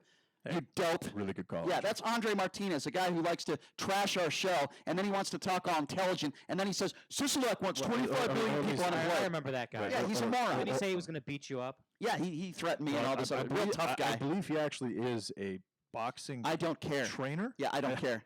I think that's actually what he did. But no. His Twitter name is Andre Martinez. That doesn't mean that's I know exactly who that doesn't is. mean that's his real name. Go ahead and call your right-wing radical talk shows and have fun with that, my friend. But don't call into this show anymore because you're a dope. 702. I appreciate your calls. 702-257-5396. Let's go to Nate. Can you believe it? 25. Sisolak wants 25 million people unemployed. What a dope. Sisolak doesn't make any sense because there's only 3.4 million here. What's up, Nate? I thought I heard my name. Did I hear my name, Nate? I'm sorry, Nate. Go ahead. What's up, Nate? Okay, all right. Yeah, JD, you hit the nail right on the head. This is a power grab. And I'll use the word if. I just want you guys to think about this for a second. If Trump would have brought these measures in control, which are working, I don't think anybody disagrees that the social distancing is helping and working tremendously. I think we all agree on that. But if Trump would have brought this in, say, in the beginning of January, just think, what about if he told the Democrats, no, you can't impeach me, you all got to go home? What about if he would have told the Super Tuesday and all the primaries, no, you can't handle them, and you states can't handle them? I'll even go a step further, Nate. Let me finish. No, but I'll go a step further. I'll go a step further with you, sir. What if he decided not to have huge Trump rallies in February? I noticed how you didn't add that in there. How many deaths were there in February, Brian? How many deaths? So people were being infected. So you're okay? You think? So you think Trump? So you think Trump made the right? You think? Well, what's up, man? And then This Biden. Just think, he wouldn't have been the nominee yet because he'd still be in the middle of it, and all these. What is your point? My point is this: that no matter what Trump does, no matter in politics is everything. Politics is every day. So to be clear, just to be clear with your position, sir. Just to be clear with your position, you are totally okay looking back on things. You think Trump made the right decision by having campaign rallies in February. Just to be clear. He didn't have the information because that's not what I asked you. That's not what I asked you. I'm asking you, looking back. That's not what I asked you. Is it fair to say that it probably would have been better for the country if Donald Trump didn't have those campaign rallies in February? It's a pretty simple question. Well, you're not letting me give the answer. Well, go ahead. The answer is very simple. Sure. Yes, it was fair because the information that we had at that time was that nobody was dying. And I have to second that. Based on the information that he had about the virus from China, which was totally incomplete. What about if he would have now, Brian, I will say this: if China had said that the virus was transmissible human to human, at not just human, but efficiently, we're talking an R naught of 2+. If they had admitted that, and they had admitted that there was actually 1 million cases and 60,000 deaths, instead of 80,000 and 3,000 deaths, if that took place and the information was given correctly to who, then I believe that Donald Trump and the entire United States would have been much more prepared. He puts up. So let me just get this straight with you two. You know, he does the China ban, then he holds campaign rallies, and you're totally okay with that, and you can't criticize him for that. I'm just going to move on to the next call. How many cases were in the United States at that time? I want to get some more calls. The answer is 15. Number to call if you want to be a part of the show: 702-257-5396. The guy holds China accountable and does this China ban, and then he holds campaign rallies, and a Trump supporter is not capable of criticizing him for that. That says it all, folks. 257-5396. Let's go to Dwayne. Dwayne, you're next up on the Vegas Take. Hey, what's up, Dwayne? Man, check this out. I think what we need to do is step back, let the governor do his thing, let the city open slow, not right away. Right. Okay? Yeah. Just wait. I agree. Everybody's getting all worked up. Yeah. People are dying. Yep. I don't think we should just open up and say, here are the casinos, go for it. Okay? No. I think what we need to do is take our time, test everybody, and find out who's got what. I agree, 100%. Well, let me tell you this. So Clark County averaged 1,538 deaths per month in 2019. Right now, that number is expected to be hit again in 2020. The numbers aren't very different right now. It's not like we're seeing an extra amount of deaths that are taking place in Clark County. And I agree with you. I think that the Strip will have to open slowly just because, well, one, if the Strip opens too quickly and it's fully staffed, those casinos, those companies will be literally setting money on fire. But I do think that phase one of Donald Trump's and Fauci and Birx's plan should be instituted in Nevada by May 1st. I think that could start today. But you're right. The Strip is not. The Strip shouldn't be open. Now, it should have the opportunity to be open, but it shouldn't be open because it would just be literally losing money, millions and millions and millions, even more than it is now every single day. 257-5396. Let's go to Ron. Ron, you're next on the Vegas Take. Hey, what's up, Ron? Hey, how are you guys? Good. Hey, Doing Brian, well. JD, I wanted to make a point. Brian had some good points. Okay. Well, one is the Nazi emblem or flag that he saw. That's one. There's no excuse for that. The distancing. He made a good point about the distancing because I really don't think Brian is against protesting. He just wants the right thing to be done. I just want it to be done safely, Ron. You're absolutely right. I want it to be done safely. Right. And the second part, I do want to mention this to you, Brian. Unfortunately, our flag, the Confederate flag is a part of our history. What we need to teach our children that it was a great offense toward Black Americans. Right. Because unfortunately, it is a part, but we have to teach them, hey, this is a good flag, this is a bad flag. Yeah, I agree. And then tell them why. Sure. And for some of those parents out there, Ron, that were bringing their kids, that God forbid were bringing flags like that, shame on them. Shame on them. Right. But Absolutely. Ron, I always go ahead, Ron. Go ahead. I'm sorry, I didn't mean to interrupt. That's you. okay. Go ahead. You Brian. Okay. My last point being is sometimes, Brian. I mean, honestly, I feel that not you, but others that are very, very, very liberal, they want to take it to a breaking point to where it's going to be impossible that every case will be gone. And this is what they want to do. They want to take it, in my opinion, because I respect you and I respect JD and the show and everybody that works there. They seem to me, they want to take it to a point to where there's got to be no cases before we open up. Well, I don't think that's. Let me respond to that, Ron. I certainly don't think that that's logical. I don't think we're going to get to that point for maybe years, let alone months or days. So then at what point do you think is because that's a good point. Right now, if the expectation is one person can infect thousands and thousands and they can infect millions, then by that logic, until the virus is completely eradicated from not only the United States but also the world, nothing can open up. Well, here's what I think. So at what point do you know where's because right now what I think. We have 3,000. Just I'll let you talk. We have 3,850 cases in Nevada, right? So at what point at that caseload is it okay to open up the state, in your opinion, Brian? Well, there's a couple of different factors that are going to be put into this thing. Number one, obviously, if you have a cure for this, that's obviously, it doesn't matter how many people are infected, really. If you actually have a cure for this and you could save lives, then that would be 1 point. A vaccine is not a panacea, which is a cure. It only, at least with the flu, it protects 60%, and it changes every year. There are doctors, brilliant doctors and scientists throughout the world that are working on that right now. That's one of many. That's just one option. Obviously, if we have a vaccine, then I'd be out there right now doing whatever I wanted to do. But that's not a cure still, Brian. Okay, well, if you have a vaccine, then I feel a lot better about. You asked me. I feel a lot better about people going out there. That's number one. Okay, that's 12 to 18 months away. Okay, well, might be less than that. We don't know, but it could be a while. And again, it's a hypothetical. We don't know exactly.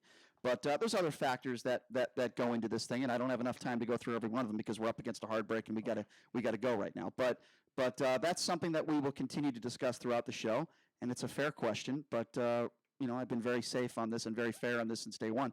I'm not comfortable opening up the country right now, and that's just not my opinion. I'm just going by what the health experts are saying, and I don't think it's the right time or place to do it at this moment. But coming up next, her name is Debra Saunders. She's the White House correspondent from the Las Vegas Review-Journal. She's the one who's been asking Donald Trump all these Las Vegas questions. We're going to hear from her. What is it like to be in that media room?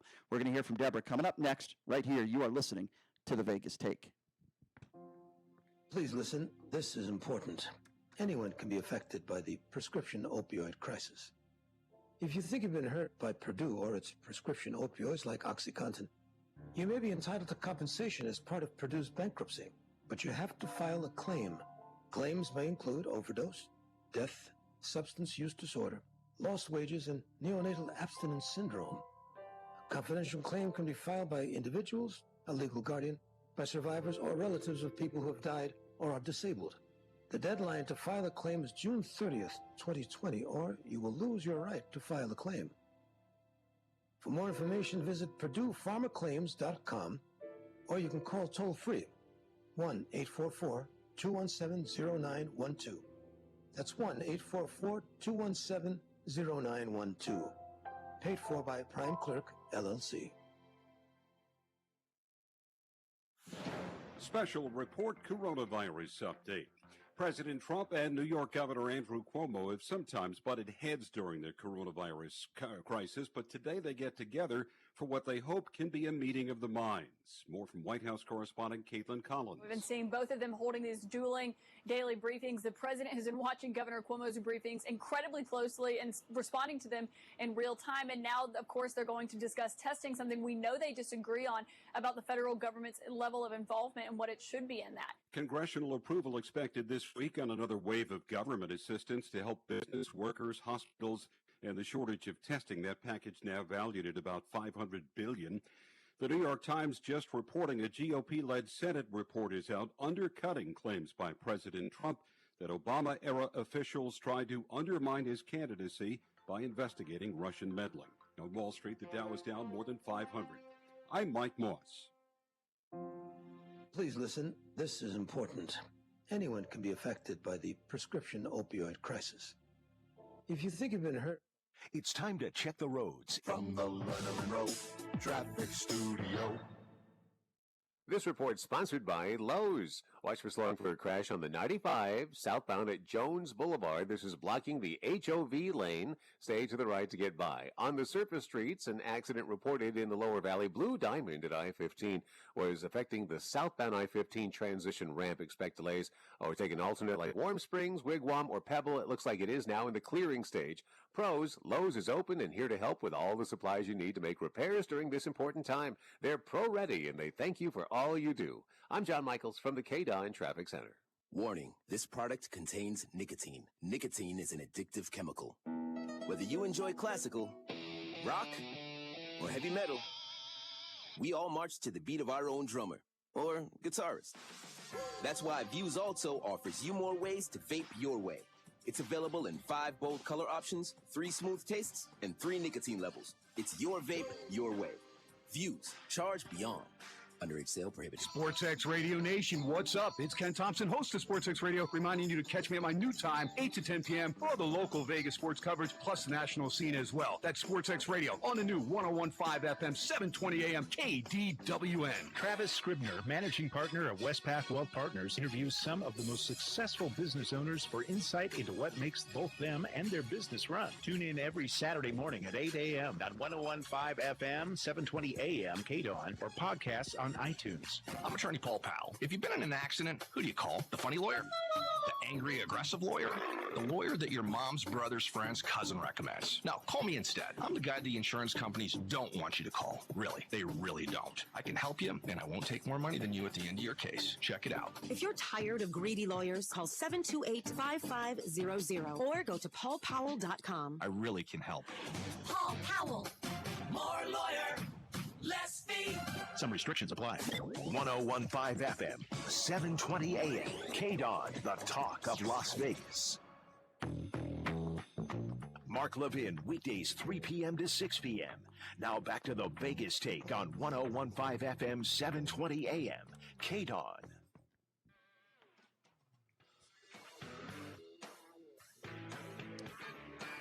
All right, welcome back. It is the Vegas Take, Sharp and Shapiro. Glad you could join us on a Tuesday. You know, we see these coronavirus press conferences every single day, and millions and millions and millions of people are watching it, not only in this country, but throughout the world, quite frankly. And I always wanted to know, what is it like to be in that room when all this is going on? Well, someone who does a fantastic job for the Las Vegas Review-Journal, her name is Debra Saunders, and she is the White House correspondent. And when you hear Trump talking about Las Vegas, it's because of those great questions that Debra asked the president. Debra, thank you so much for joining us. I appreciate it. How are you? Hi, Debra. There are millions of people watching those? Oh, no. I have to get my hair done. There's quite a few, and let me just say, you've done a great job with the questions that you've asked there. I have to ask you this. As I mentioned, you know, millions of people, their eyes glued to the television, watching these press conferences. What is it like for you personally? I know you've been doing this for a long time, but what is it like for you personally to be in that room during a pandemic? I mean, this is history that we're watching. What is it like for you? Well, let me just say, I've enjoyed having social distancing in the briefing room because it's so much less crowded and I'm more likely to be called on, which I love. You know, basically the briefing room is 7 seats by 7 seats. That's 49 seats. But you usually see people jammed in the aisles, really, really pushing hard to get recognized. And the president has been sort of enjoying the fact that he can look out. There are 14 people there, and he calls on everybody eventually, almost every day. And so, and of course, this is like an incredible story. And it's not just a political story. What is going to happen to this country? What will the coronavirus do to this country? That's a question I don't think anyone can really answer. We all have our ideas, but we don't know. So it's been incredible to be there. Do you have to get tested every single day for the virus, or how do they kind of police that in the briefing room? Well, it's an honor system, so if you don't feel well, you're not supposed to go in. But they take your temperature every time you go in. So that's really all they do. They tested reporters one day because somebody had symptoms who had been there the day before, but they haven't done any. I wish they'd have tests. Yeah. Right? Yeah, no question. I'm with you. Yeah. So I want to ask you this.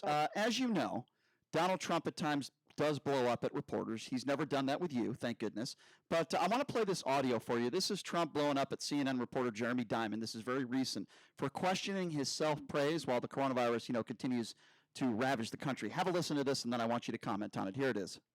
All I played today was Governor Cuomo to do that, sir. saying very positive things about the job the federal government has done, and those people, those people have been just absolutely excoriated by some of the fake news, like you, your CNN, your fake news. And let me just tell you, they were excoriated by people like you that don't know any better because you don't have the brains you were born with. You should be praising the people that have done a good job, not doing what you do. Okay, so I got to ask you, Deborah, when Donald Trump explodes at some of these reporters, what's going through your mind? Well, there are all sorts of different questions you can ask, and there are all sorts of different people in that room. Some of the people use the briefing room to basically lecture the president and ask questions that they already have the answers to in their minds, right? And it's a free country, and they're welcome to do that. But there can be consequences, and obviously, when you decide that's the role you want to take for yourself, and it's not like this is the only time that the CNN reporters ask that. That's what's going to happen. At least they're there in the room. At least nobody's saying you can't be there. And if that's the way they want to ask it, I think it turns a lot of people off. I think there are people who watch that and think that is. I don't think people care that much about the fact that Trump was a little slow to the party. And I think that's something that maybe people in one party care a whole lot about more than the other party cares about. I don't think it endears us to a lot of people who really feel that the media are very biased, and they have a real point. But I do think the president could be more polite about it, but he's not. By the way, do you know what he did to me? I was at that briefing. He called me ma'am. Did he really? I didn't know that. I didn't even notice until I had to go back and listen to the audio for the story I wrote. Right. I've never felt so old. Well, you're not old, number one, and like I said, you do a great job. Here's where I would ask you about this, because you've been a journalist for a long time. You would agree, though, that it's not the job of a journalist to congratulate the president. While I agree with you, sometimes members of the media ask questions that they probably shouldn't ask. But I think the majority of these people do ask fair questions. I really do. And I think they're doing a good job. And my personal opinion is I don't think there's anything wrong with holding the president accountable. For example, when it comes to testing, we had someone the other day ask him about testing. A few weeks back, ask about ventilators. I think when he is held accountable, I think it goes both ways. You can tell me if you disagree or not. When a reporter wants him to be held accountable for something he said or maybe not being prepared, I think he should just answer the question. Now, yes, I agree with you. Sometimes maybe a reporter might go over the line, but I think there's two sides to it. Would you agree with that, Deborah? Absolutely. And I think there are a lot of questions to ask, especially about the fact that we really don't have enough tests. I don't care what they say. This country needs more tests, and it's going to be difficult for governors to get rid of their stay-at-home orders when they don't know, when they're not sure they can track who has it, who gets it, and who spreads it. So it's a big problem, and those are great questions to ask.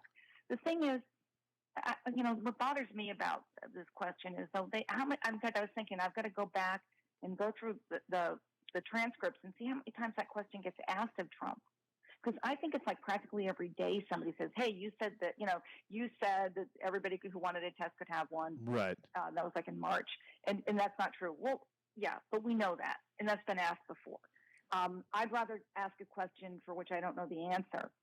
And to me, that's more productive. But like I said, it's a big country. And there are all sorts of people with different opinions. And I'm really glad that even the people who, sometimes I think are on a soapbox, at least I'm glad they get to be there, because there are a lot of different Americans. They all have different views, and they're represented one way or another in that room every day. And you asked some great questions. I look forward to actually, when you do ask questions, I think you've had 2 or 3 that I can remember off the top of my head. At what point, where do you think the Las Vegas, not just the major casinos, not just the Sands of the world and MGM, But the casinos that you've asked about, do you think that right now they're in a position to actually get some federal funding? So they're eligible to apply for the Paycheck Protection Program loans if these are casinos with under 500 employees.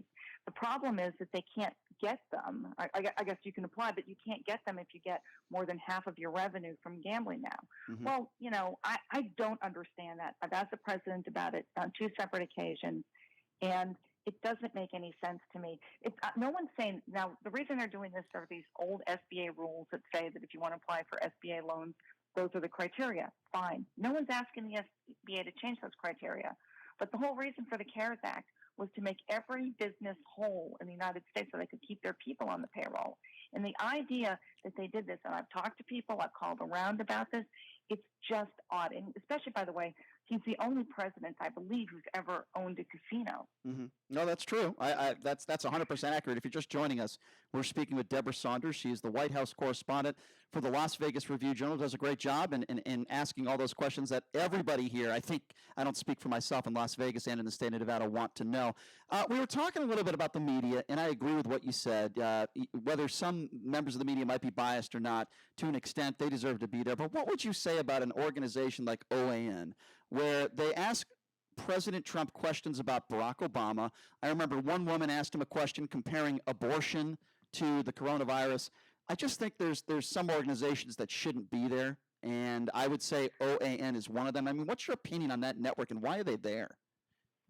Well, once you start saying you can't be there, then, when the WHC, White House Correspondents Association says people can't be there, you go down to a path that never ends. So I'm not for that. However, the WHCA worked out with the White House press office this social distancing schedule for the briefing room, right? And the way it works is, people are supposed to sit apart. Now, OAN isn't sitting down in those seats. The reporters you're seeing, Chanel being one of them, the one to whom you're referring, I think, she's standing in the back where she's not supposed to be. If you ask about it, she says, ask the White House. So apparently the deal is, and she had a seat, by the way. OAN had a seat, and she's lost the seat because she's violated the rules that everyone else is supposed to follow. And if she can violate it, I guess anybody else can, of course, but they weren't invited by the White House. My view is, well, gee, Donald Trump, if you like OAN so much, have them in for an interview and keep them out of the briefing room because they forfeited their seat by breaking the social distancing rules. The people who ask really fawning questions, they don't last. They don't have credibility. It's not a good career move, and it's not a good look. He doesn't even. There are questions he's been asked by OAN that he seems embarrassed by. Mm-hmm. So that's just it's amateur hour. But again, it's a big country. It's good that we have all sorts of different outlets in the room. Can you take me through what you have to go through just to go to one of these pressers? Because my understanding, you have to get there really early, right? To the regular person like myself, who, and I've been to plenty of press conferences, but I've been to presidential press conferences here in the state of Nevada, but I've never been to the White House before. So to the ordinary person, can you explain to us, if a press conference, for example, today is at 3 p.m., what do you have to go through? How early do you have to get there? How long are you there for? How does that work? Where do you have to walk? Can you just take us through that? What is that like, a normal day that when you cover a press conference? So normally these briefings, and remember, they didn't have briefings for about a year, right? Until the coronavirus. So normally you'd have to get there. They'd say it's going to be these things used to start at 1 o'clock. Oh, that was such a great time, right? And so what would happen is you'd get there, and because originally, at first I didn't have a seat, and so you get there so you'd have a good spot to stand in, and then of course they tell you, no, the press conference has been stalled. It'll be later. Yeah. And you spend a lot of time waiting. But with the coronavirus task force and only 14 people being in the room, you don't have to jockey like you used to. And they don't like you hanging around the White House. We're not supposed to be at the White House unless we have a seat. I have a seat. I'm on a rotation for a print seat. And I've also been there when I've been pooling. I pooled twice in the last month. And so when you're pooling, that's crazy. You want to hear about pooling? Sure. Let's hear it. 100%. Okay. So what is a print pool? you can't have every single print reporter going around with the president for every meeting. So they put together this pool where they have somebody from radio, they have somebody from TV, they have wires, they have print people, and they go into the Oval Office if the president has somebody in, and they talk about, whatever they see, they report on to people. And every reporter can use that as if they've done it themselves because you're standing in for other people. It is the most terrifying thing I've ever done in my life because while we're all pretty supportive of each other, you don't want to make a mistake when you're pooling, right? And when you're, my biggest fear is going into the Oval Office and Trump speaks for 90 minutes because you're supposed to be sending out notes while it's happening. Right. For an example, that's like an Associated Press reporter, right? They're very similar to that. That's right. Well, the wire people, that's their trade, right? Right. They're really great. But this isn't something that you do every day, right? That's right. So I pulled a little extra because there have been people who've been sick and there have been fewer outlets participating because they had stay-at-home policies. So I usually pull about once a month. Anyway, so and if you're the puller, you have a seat in the briefing room as well. So it's really like much more relaxed and easier to deal with now. Unlike everything else for everyone else. But, I do have to shower and get dressed that day. Right. Of course. Right. Well, the president's referring to you as ma'am, so I think that's a good start. Have you had conversations with, Jim Acosta or any of these national reporters? And can you tell us a little bit, off camera, have they treated you nicely? And are there people that you've become friends with? I mean, what are some of these national reporters like? And can you talk a little bit about the relationships you have with them? Because it appears to me that most of these people, they seem to be pretty decent people. Oh, they're great. One day I'm in the Rose Garden and I'm wearing a hat, and Jim Acosta didn't recognize me. He said, "Oh, excuse me, ma'am," and I just lit into him, by the way. I'm like, "Don't call me ma'am. I don't like that." What did he say to you? I'm curious. What did he say to you when you said? He was so sweet. He was like, and all the other women around are going, "No, you don't say that to somebody you know." So he was really a doll. He was just a doll. What do you think though, Deborah, about the people that give Jim Acosta a hard time? Because I actually think Jim Acosta is a fantastic reporter. Now, you could make the argument that CNN is biased and the gotcha questions, but It's not really an argument, Brian. Well, I think I have a lot of respect for Jim Acosta. I think he's very good at what he does. I mean, what do you're a middle ground, fair person, Deborah. What do you think of Jim Acosta? He's a showboat, but he's a very good showboat. And that's fair. Again, I'm glad he's in the room. I think it's great that he's there. And by the way, I mean, Donald Trump, you'll hear him complaining at times about Jim Acosta, but it's funny, doesn't he always call on him? That's true. That's a good point. He definitely does. He does. I mean, there are so many people Trump complains to, and he's like, "You're a terrible reporter," but Right. he'll call on them 4 times. That's because he secretly enjoys that attention. I think that's, and he might be a bit of a merchant of chaos in situations like that. Deborah, I wanted to expand on my first question. Do you have any idea what percentage of casinos apply for what we just discussed as far as being under 500 employees, and possibly how many employees could be displaced if that funding doesn't come through in Nevada? I'm sorry, I don't know numbers, and I have asked about it. If anybody knows something I don't know, feel free to send me an email at dsaunders@reviewjournal.com. But I mean, this is a tough situation, and hopefully they're going to work this out. So when I asked the president about it, 3 weeks ago, he said he'd look into it, and they changed the policy, but they didn't change it enough. And again, why you want to discriminate? Again, and remember, Donald Trump thinks he can win Nevada in 2020. He does. And this is right. He does. And this is the kind of thing, it just doesn't make any sense why you do that if that's what you want to do. And again, no one's saying change how SBA gives other loans. This is CARES money. This is for businesses. I mean, these casinos were told they had to close down. Right. It's not a bailout situation. They didn't do anything wrong, so to speak, and that goes for a lot of the rest of the country. I wanted to ask you about Las Vegas. As we know, you pay for the police officers and the fire department and city employees. You pay for that with sales tax money. Well, we also are exempt on the food tax side of things. So right now, if the strip is closed and all the business, let's say we stay closed through, I don't know, June or July, do you believe, because I believe that Las Vegas will require some major federal funding to make up for that lost tax revenue just to keep things going, do you think that would come through? Well, that's something that Congress and the White House are negotiating right now. Obviously states and local governments are just as we've told all these businesses, this has happened to you through no fault of your own. We're going to make you whole. I think you're going to see, relief.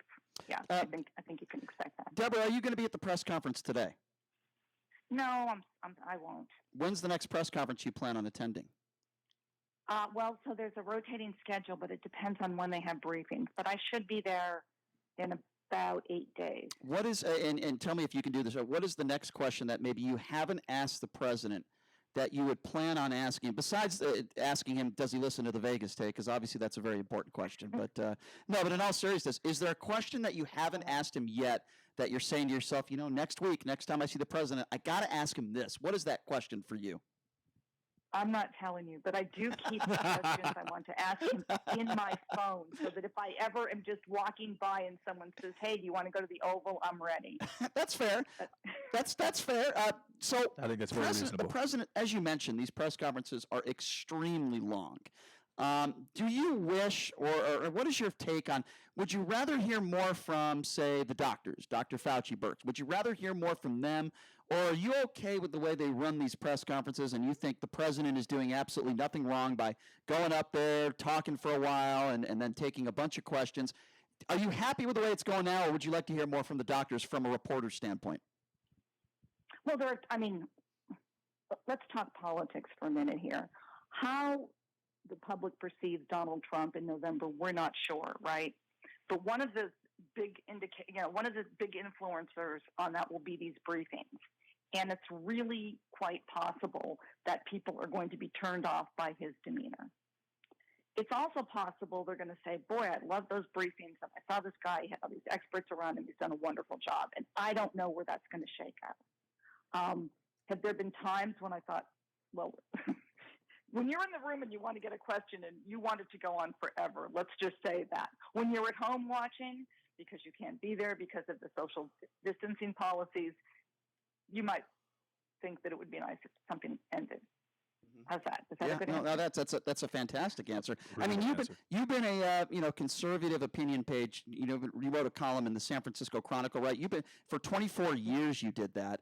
You've been, like I said, you have quite an illustrious career. You've been doing this for a long time. I mean, is this even surreal for you? I mean, to be able to cover this. I mean, is this when you look back on your career when it's all said and done and you're retired? Will you most likely look back on this and say, wow, that was probably the craziest time in my career, going to the White House and asking the president questions with the entire country watching? Well, I tell you, you think it can't get any crazier, right? And I mean, this coronavirus, who knew it would be like this? So, yeah, I mean, there are just times when you're, and you're watching what's happening, and it is surreal. And there are a lot of other things going on at that White House too. I mean, last night he tweets that he's going to basically stop immigration at 10 o'clock at night. I mean, and they're just sort of throwing stuff all the time out there. And so, yeah, it is different. I mean, and there was a story in the New York Times that said his chief of staff cries at meetings. Oh my God, that's a little surreal. And there's all sorts of different things going on over there. So I don't know how it ends. Well, let me ask you. I have no idea how it ends. I don't think anybody does. I think we're all in it on this, and you know more than most people, that's for sure. So I want to ask you this question, and maybe it's speculation. I think it is. But you have your pulse on this. You're at these press conferences with the president. We had Mayor Goodman on yesterday. You've had conversations. She was very animated. Yeah, well, she was. She was a bit testy. But, with all the information that you know, Debra, and you know certainly more than us, do you think that Las Vegas and the state of Nevada opens up on May 1st? I know this is a loaded question, and I know it's a hypothetical, and it's an educated guess on your part. I totally get that, and I'm sorry for putting you in that position. But what do you think happens here in the next few weeks? Do you think the state of Nevada opens up? And then maybe you can give your general opinion on the entire country. Well, I don't think that Las Vegas opens up in one day. I think it's going to be a gradual thing. And I have no idea what Governor Sisolak is going to do, not for lack of trying, right? And so I think what will happen is it'll be gradual. I mean, you saw the what is it, Opening Up America? I love this, Opening Up America Again. Sounds like Make America Great Again, doesn't it? Yeah. So these are the guidelines for opening up the country. And so, branding. They don't say just do it all in one day. It's going to be gradual in most places. And I think that the number of, we know that there are people in the casino business who want to open up things sooner rather than later. But, the public also isn't ready for this right away either. Right. You're not going to, if they were to open up the whole strip tomorrow, I don't think it would be 50% full. Do you? No, I think people are scared, and I think you're absolutely right. I think it's going to be gradual. I guess my question is, when are things going to start to open up? I mean, I don't know. I have no idea. Do you think May 1st, maybe we start that phase one? Do you think the state of Nevada is ready for that? Well, yeah. I mean, you live there. I don't. I'm here in Washington. Sure. But I think that a lot of people, I just see it where I am, and I've been good about following the rules and everything else there.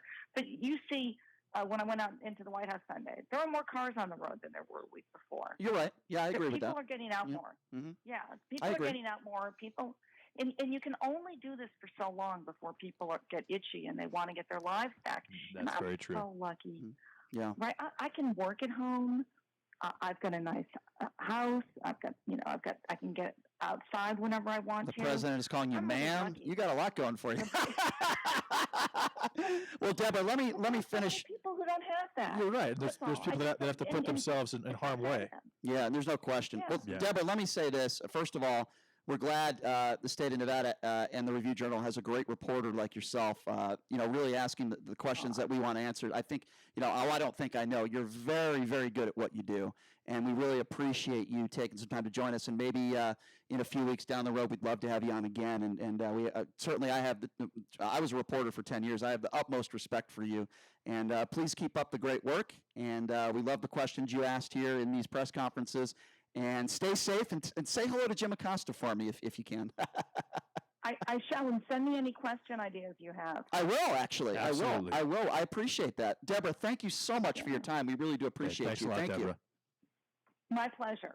There you go. Debra Saunders. Wow, I'm really impressed with her. She's fantastic. She was good on air too, Brian. She's fantastic. Yeah, she's very good. She is the there's not many people. Let me tell you something. There's a lot of people in the media all over this country. There's not many people that can get a White House credential. She got one. Well, and it's crazy if you actually watch the press conferences. Her questions are pretty much the only questions that ask about one specific part of the country or a city. Usually it's an all-encompassing question, so her questions stick out like a sore thumb. Well, I enjoy her questions. She's very professional. I don't think she's biased at all, and I think she does her job very well, and we appreciate her. So coming up next, we talk a lot about, this virus, and a lot of people, or at least some people, are making comparisons to this virus and HIV. Well, somebody we have with us on the line coming up next, he has HIV. His name is Tracy Skinner, and he's going to tell us the comparisons of how he says the government didn't help him in the 80s and how he sees a lot of comparisons to what's going on with the coronavirus today in the government. He'll be joining us next. You're listening to the Vegas Take, 101.5 FM, 720 AM, KDON. With Advance Auto Parts, you can get the part you need from the comfort of your garage. We have a wide variety of parts in stock, and you can get them fast. Order online with Advance Same Day and get your part with same-day pickup in-store, same-day curbside, or same-day delivery. It's the fastest way to get the part you need, where you need it, when you need it. Advance your auto at Advance Auto Parts and participating CarQuest locations. See store for details. A heart in my tasty Honey Nut Cheerios? Cereal, you trying to tell me you love me? Actually, it's reminding you that it can help lower cholesterol as part of a heart-healthy diet. Wait! They can help lower cholesterol? I've been so focused on the sweet, tasty taste that I completely forgot. Now I'm in love. Learn more about making Honey Nut Cheerios part of your heart-healthy lifestyle by picking up a box at your local grocery store. Your home for Sean Hannity. KDWN Las Vegas, KKLZ HD2 Las Vegas, a Beasley Media Group station. Special report coronavirus update. Cash-starved American business and workers could see another round of government relief approved as soon as this week. Correspondent Phil Mattingly reports Senate approval could come in a matter of hours. The expectation at this point is there's an agreement, there will be text soon, and there will be a vote in the Senate at 4 p.m. when they gavel into session. As for the House, a vote expected on Thursday. Correspondent Manu Raju looks at what's in the deal. Significant deal and just the latest effort by Washington to prop up the economy, the most aggressive effort by Washington to intervene in the economy since the Great Depression. This deal could be north of $450 billion in dealing with, it's not just small business loans, but also other matters as well. Overall, we're looking at about $310 billion for that popular small business loan program, which had run out of money last week. The White House and congressional agreement was reached in the early morning hours. I'm Mike Moss. U.S. intelligence is trying to secure reliable information on the health of North Korean leader Kim Jong-un. Reports say he's in grave condition after undergoing surgery. Correspondent Alex Marquardt reports worldwide interest is growing. Another country, of course, that is keeping a close eye on it is South Korea, North Korea's direct neighbor to the south. And they have said that there is no indication that anything has changed when it comes to Kim Jong-un's health. They said that there are no unusual signs. A few states are moving toward reopening their economies amid the coronavirus pandemic, but some local leaders don't want their residents to go along, even as the idle workers weigh the benefits of getting paychecks again.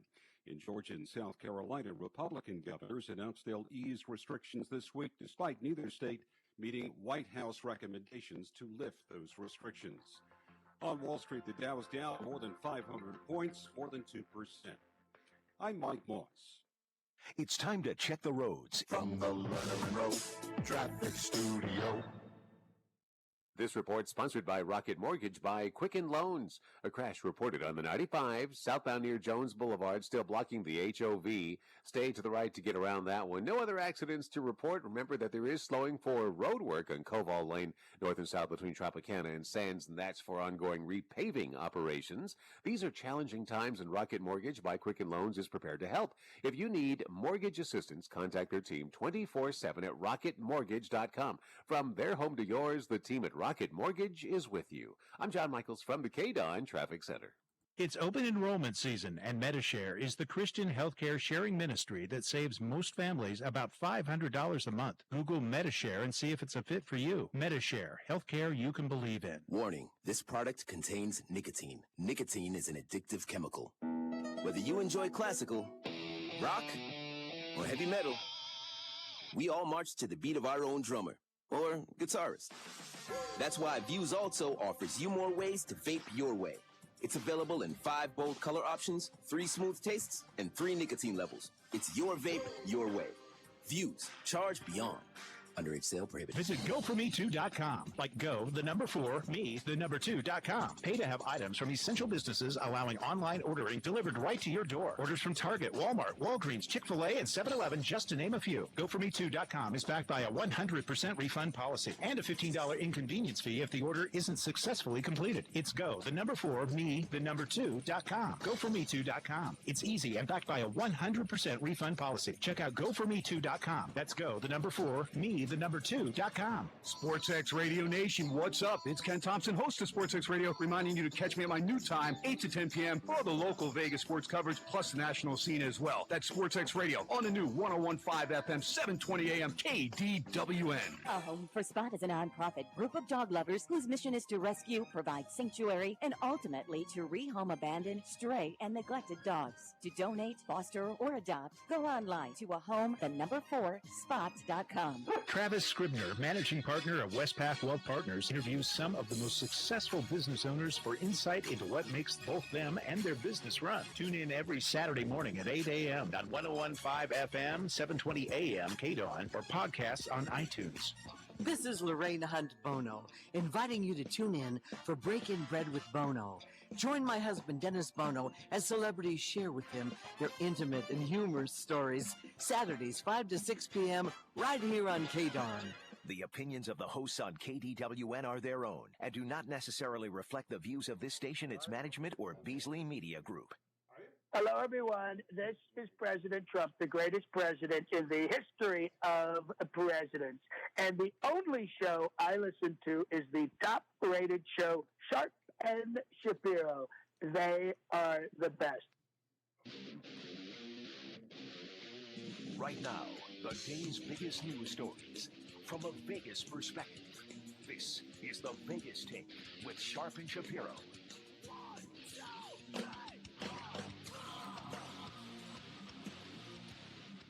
All right, welcome back. It is the Vegas Take, Sharp and Shapiro, hour number 3. Glad you could join us.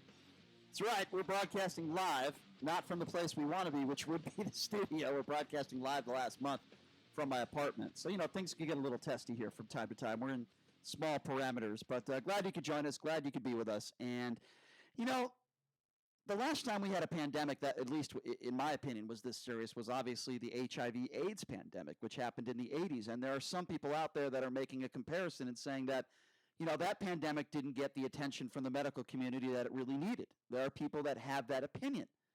The man that does have that opinion, certainly, he's joining us on the line right now. He is HIV positive. His name is Tracy Skinner from the Sin City Sisters of Perpetual Indulgence, and he has made those comparisons, and we wanted to hear from him. Tracy, thank you so much for joining us. How are you? I'm doing well, and yourself? Doing good, Tracy. I appreciate you taking the time during the difficult time that we're all in here. So you've been quoted as saying that you believe that there are some similarities between what is taking place today with the coronavirus and HIV in response to the government. Can you elaborate on this and tell us why you feel that way? Well, about getting all the proper information out to everybody. If we get the correct information, then we all know how to take care of ourselves. And with people in power holding back information and letting people do things on their own and not listening, it will help spread things. Do you think that in the 80s, there were people out there that were obviously not practicing safe sex, and maybe they didn't take HIV as serious as they should have taken it, and maybe they didn't know? And do you feel today there are a number of people like the ones, for example, that are protesting that are not practicing social distancing? Do you see a comparison there? Well, no, not really. I mean, because back then we didn't know what the disease was. I mean, it was hitting folks, and we had no clue. And then back then we had a president that wouldn't even say the word AIDS. So spreading it, we didn't know what was going on. And now with this virus, we know how it spreads. And then we have people out there that are protesting, that are not just doing the social distancing, not wearing the mask, and protesting this when our governors in the states that we live in are telling people to stay in, wear masks, do social distancing. Back then we didn't know those things, and Right. we do now. So Right. No, that's a good point. I'm listening. Yeah, that's a good point. I agree with you. So in a sense, listen, I don't have any serious viruses, but I hold a lot of anger, and you make a good point, by the way, Tracy, to those people that are not practicing social distance. But you're right. They know. They have to know. And if they don't know, they're either ignorant, they're not paying attention to the news, or maybe they're just selfish and they just don't care. You're right, because in the 80s, a lot of people didn't know how serious HIV/AIDS was. The information wasn't out there. But you're so right. You make such a good point, because there's enough information out there. We know how serious this virus is. We know how you can get it. I mean, heck, you can get it just by going to the supermarket, and maybe somebody coughs on you, or maybe you're touching something that somebody else touched that's asymptomatic. For somebody like yourself, I would imagine you must hold some anger towards those type of people, because in a way you didn't have a chance, and they do, right? Yeah, my emotions have been in so many different directions. I am a long-term survivor. I've been living with AIDS for 29 years, and yeah, I'm scared for my life. I'm scared for my friends' lives. When I see people out there, they don't know who they're going to come in contact with, and there's plenty of people that have compromised immune systems that they may come in contact with that they have no idea about. And yeah, I live in a little bit of fear right now. I have not left my house in over 45 days. Wow. And so how do you get food? I mean, how do you go to how do you get food at this? Are you just ordering in every day? Like what? Instacart? Yeah, use Instacart. Luckily, I have a partner that lives in my house with me that goes out and does the shopping.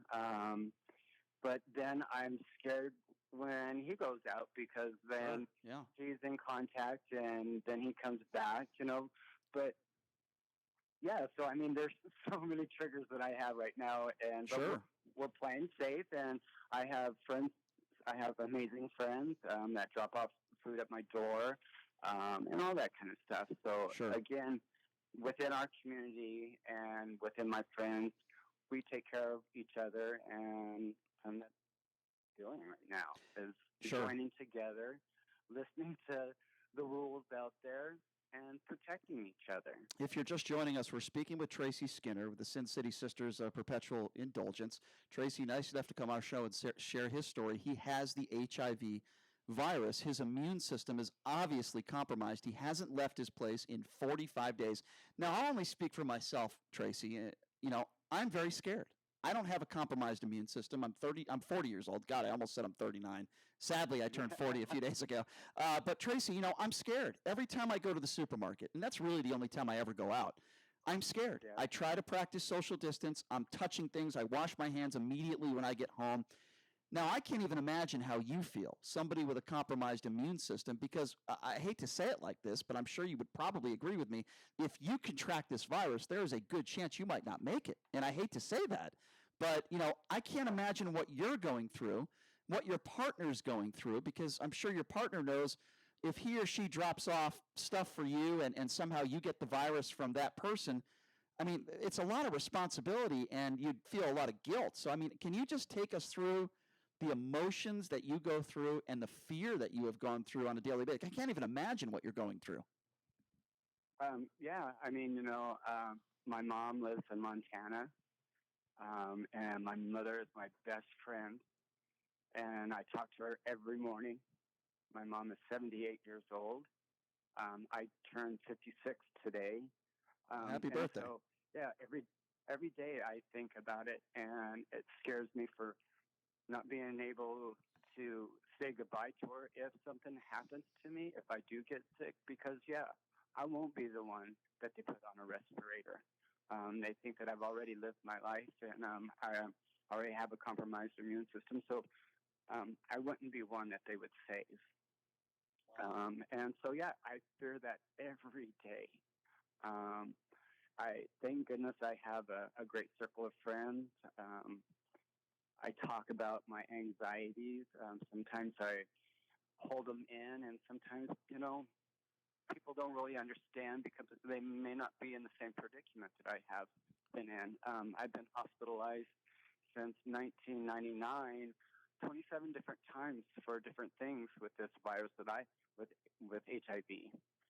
So this thing could really knock me out if I come in contact with any of it. So.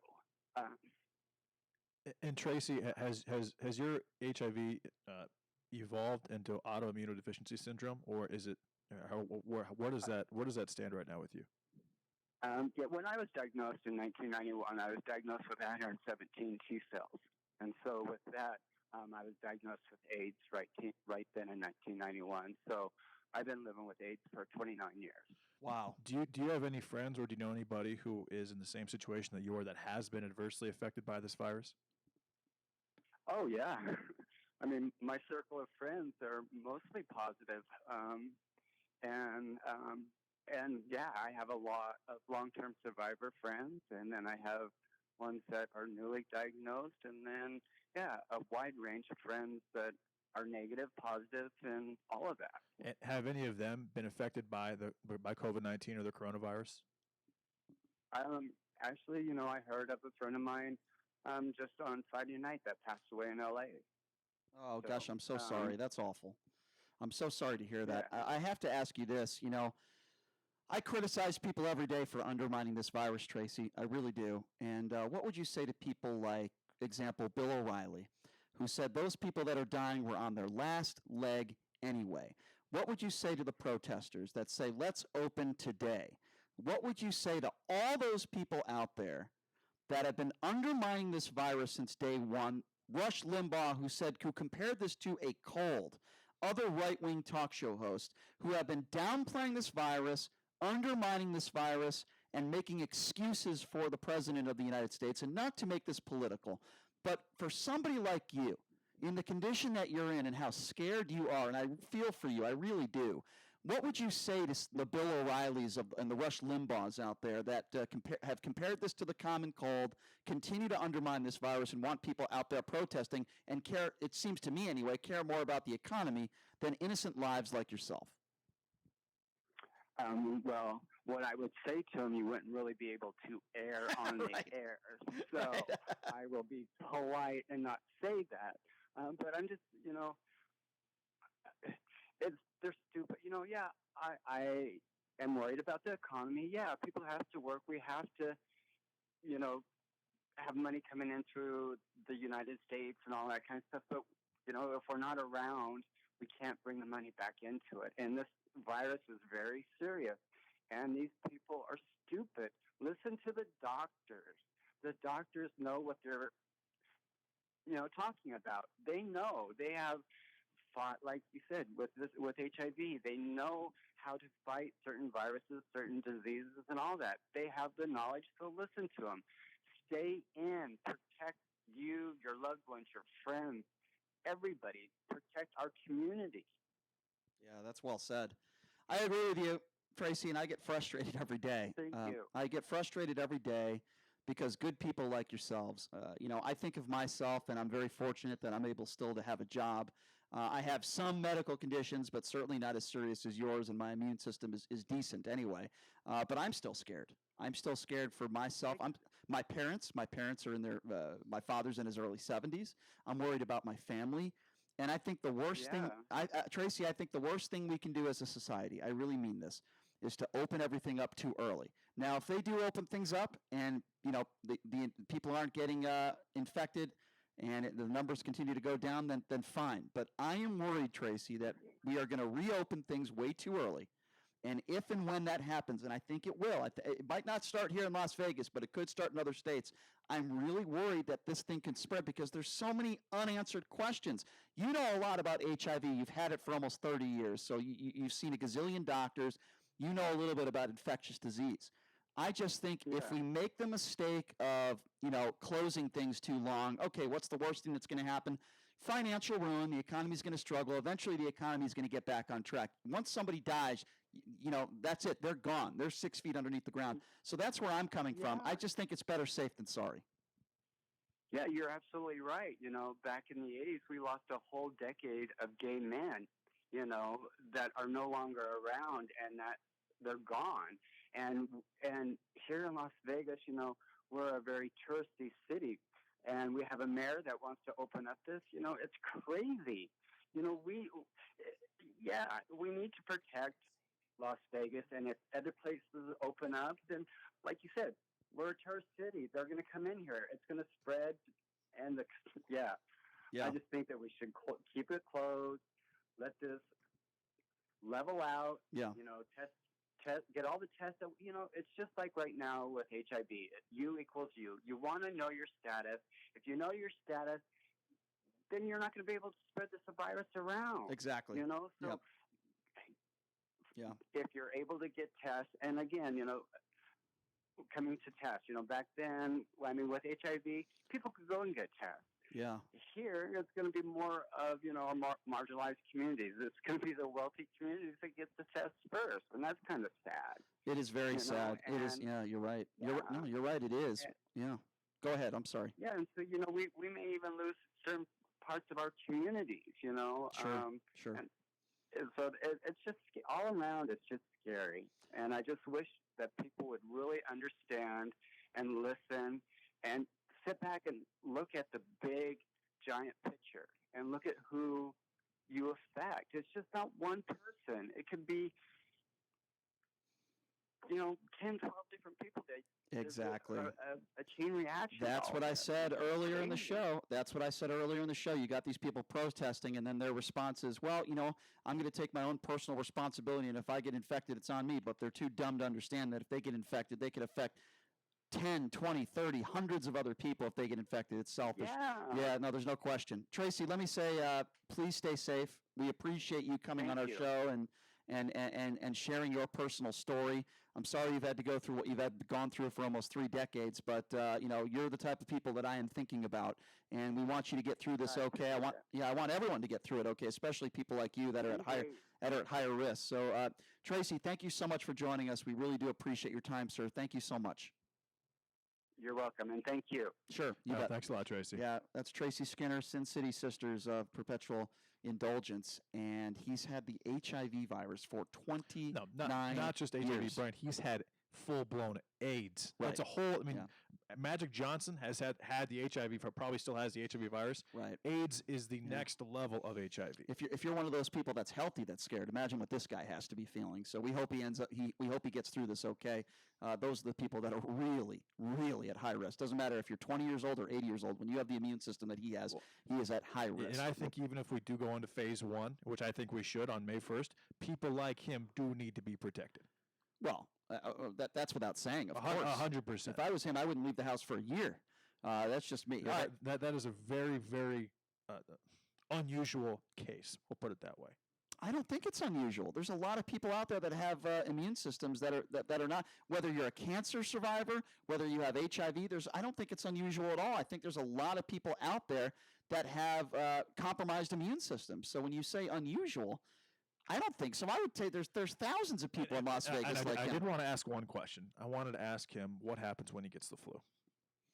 Well, he's not on the phone anymore, but I would imagine it's pretty bad. I would imagine it's not a good situation with a bad immune system. Right? Yeah, I would imagine it's not good, but I think he pretty much said it himself. He gets the coronavirus. They're not going to put him on a ventilator. He can kiss his life goodbye, sadly, and we hope that doesn't happen. All right, we're going to take a quick break, and when we come back, Fox and Friends host Ainsley Earnhardt. Now, I've always called her an airhead. She says dumb things on a regular basis. You're not going to believe what she said about Donald Trump's new immigration plan. She's the one who talked about her getting her hair and getting her nails done. She mentioned that on a national television show. Well, guess what she mentioned this morning? We'll talk about that coming up next. You're listening to the Vegas Take. And by the way, if you want to take some phone calls, 702-257-5396. Again, that number to call, 702-257-5396 in response to that interview. We're going to take a quick 60-second break. We'll be back right after this. You're listening to the Vegas Take. There are everyday actions to help prevent the spread of respiratory diseases. Wash your hands. Avoid close contact with people who are sick. Avoid touching your eyes, nose, and mouth. Stay home when you are sick. Cover your cough or sneeze.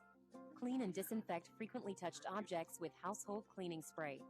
For more information, visit cdc.gov/COVID-19. This message brought to you by the National Association of Broadcasters and this station. Liberty Mutual Insurance Company helps you customize your home insurance so you only pay for what you need. Unlike things you paid for you didn't need, like the Vacnado 2000. A Wi-Fi connected vacuum that uploads Dust Bunny data to the cloud for real-time optimization. Whatever that means. But really, it's just a very expensive doggy chew toy. With Liberty Mutual, get customized home insurance so you only pay for what you need. Liberty, liberty, liberty, liberty. Only pay for what you need at libertymutual.com. 101.5 FM, 720 AM, KDON, the talk of Las Vegas. Mark Levin, weekdays 3 p.m. to 6 p.m. Now back to the Vegas Take on 101.5 FM, 720 AM, KDON.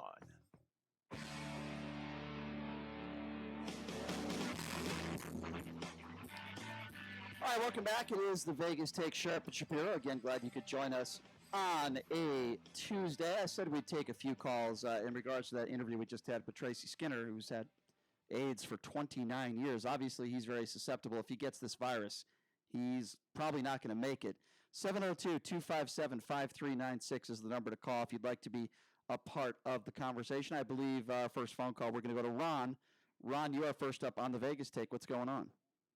Good morning, man. Good morning. I'm going to give you a little history of AIDS. Back in 1984 is when AIDS was discovered because the virus was so small they could hardly find it till they got these super telescopes. Microscopes. And they also told everybody there's only one way to contract AIDS.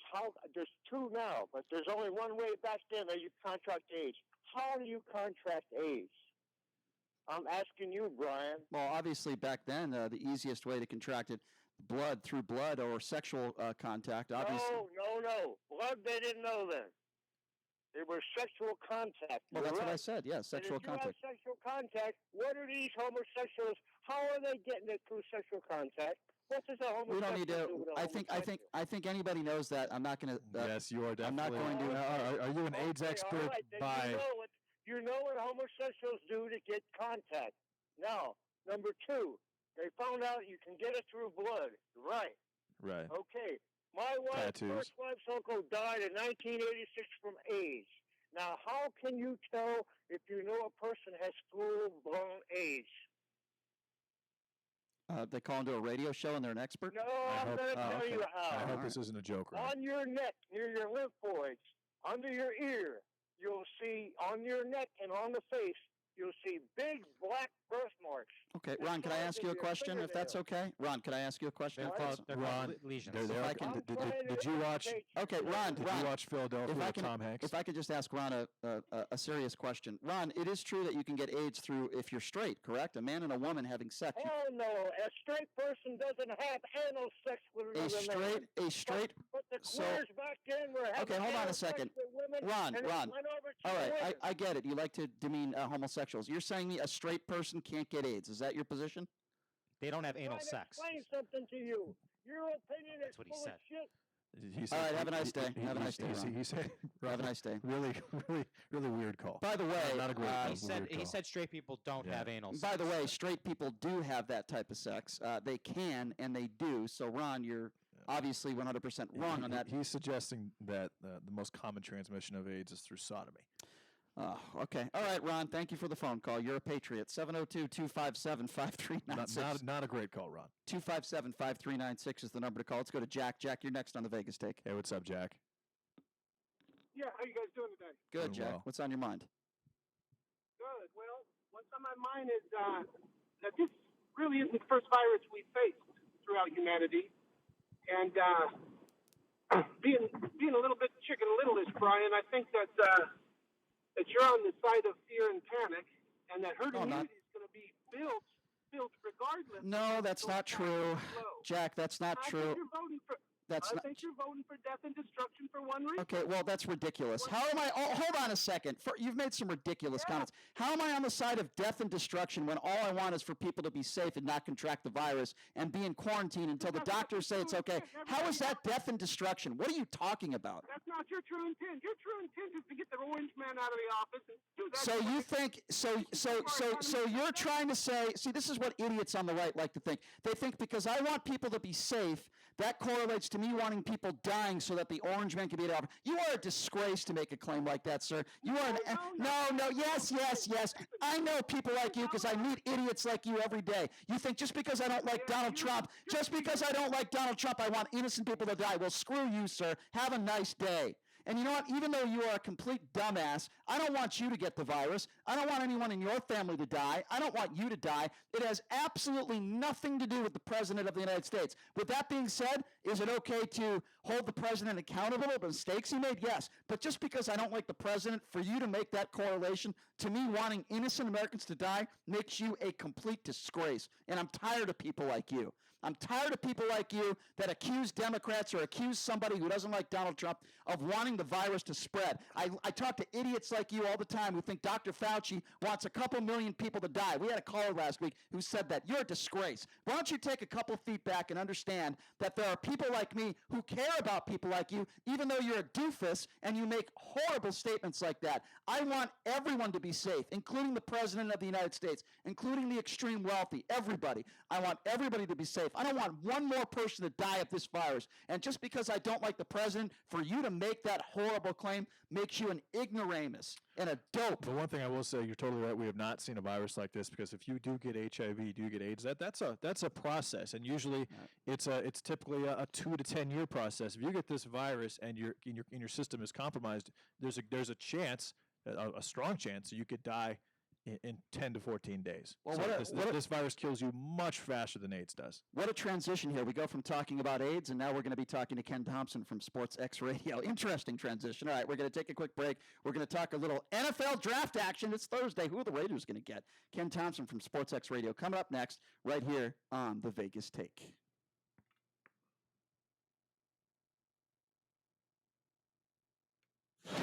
Special report, coronavirus update.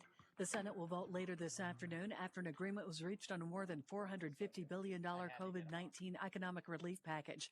Correspondent Lauren Fox is in Washington. More money for hospitals, about $75 billion, and of course more money for that Small Business Administration program that gave money to the Paycheck Protection Program.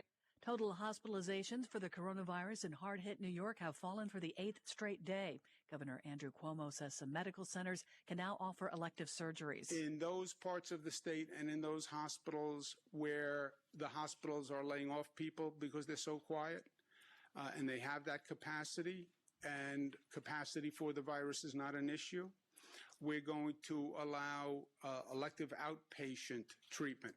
On Wall Street, the Dow Jones Industrial Average down 482 points. I'm Ann Cates. Maybe you can relate. It's time to check the roads. From the Letterman Road Traffic Studio.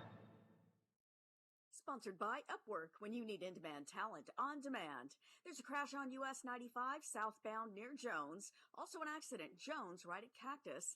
And on the 215 Southern Beltway, you've got a widening project in both directions between Eastern and Las Vegas Boulevard. Upwork has the world's largest network of independent professionals, like designers, developers, data scientists, you name it. When you need in-demand talent on demand, Upwork is how.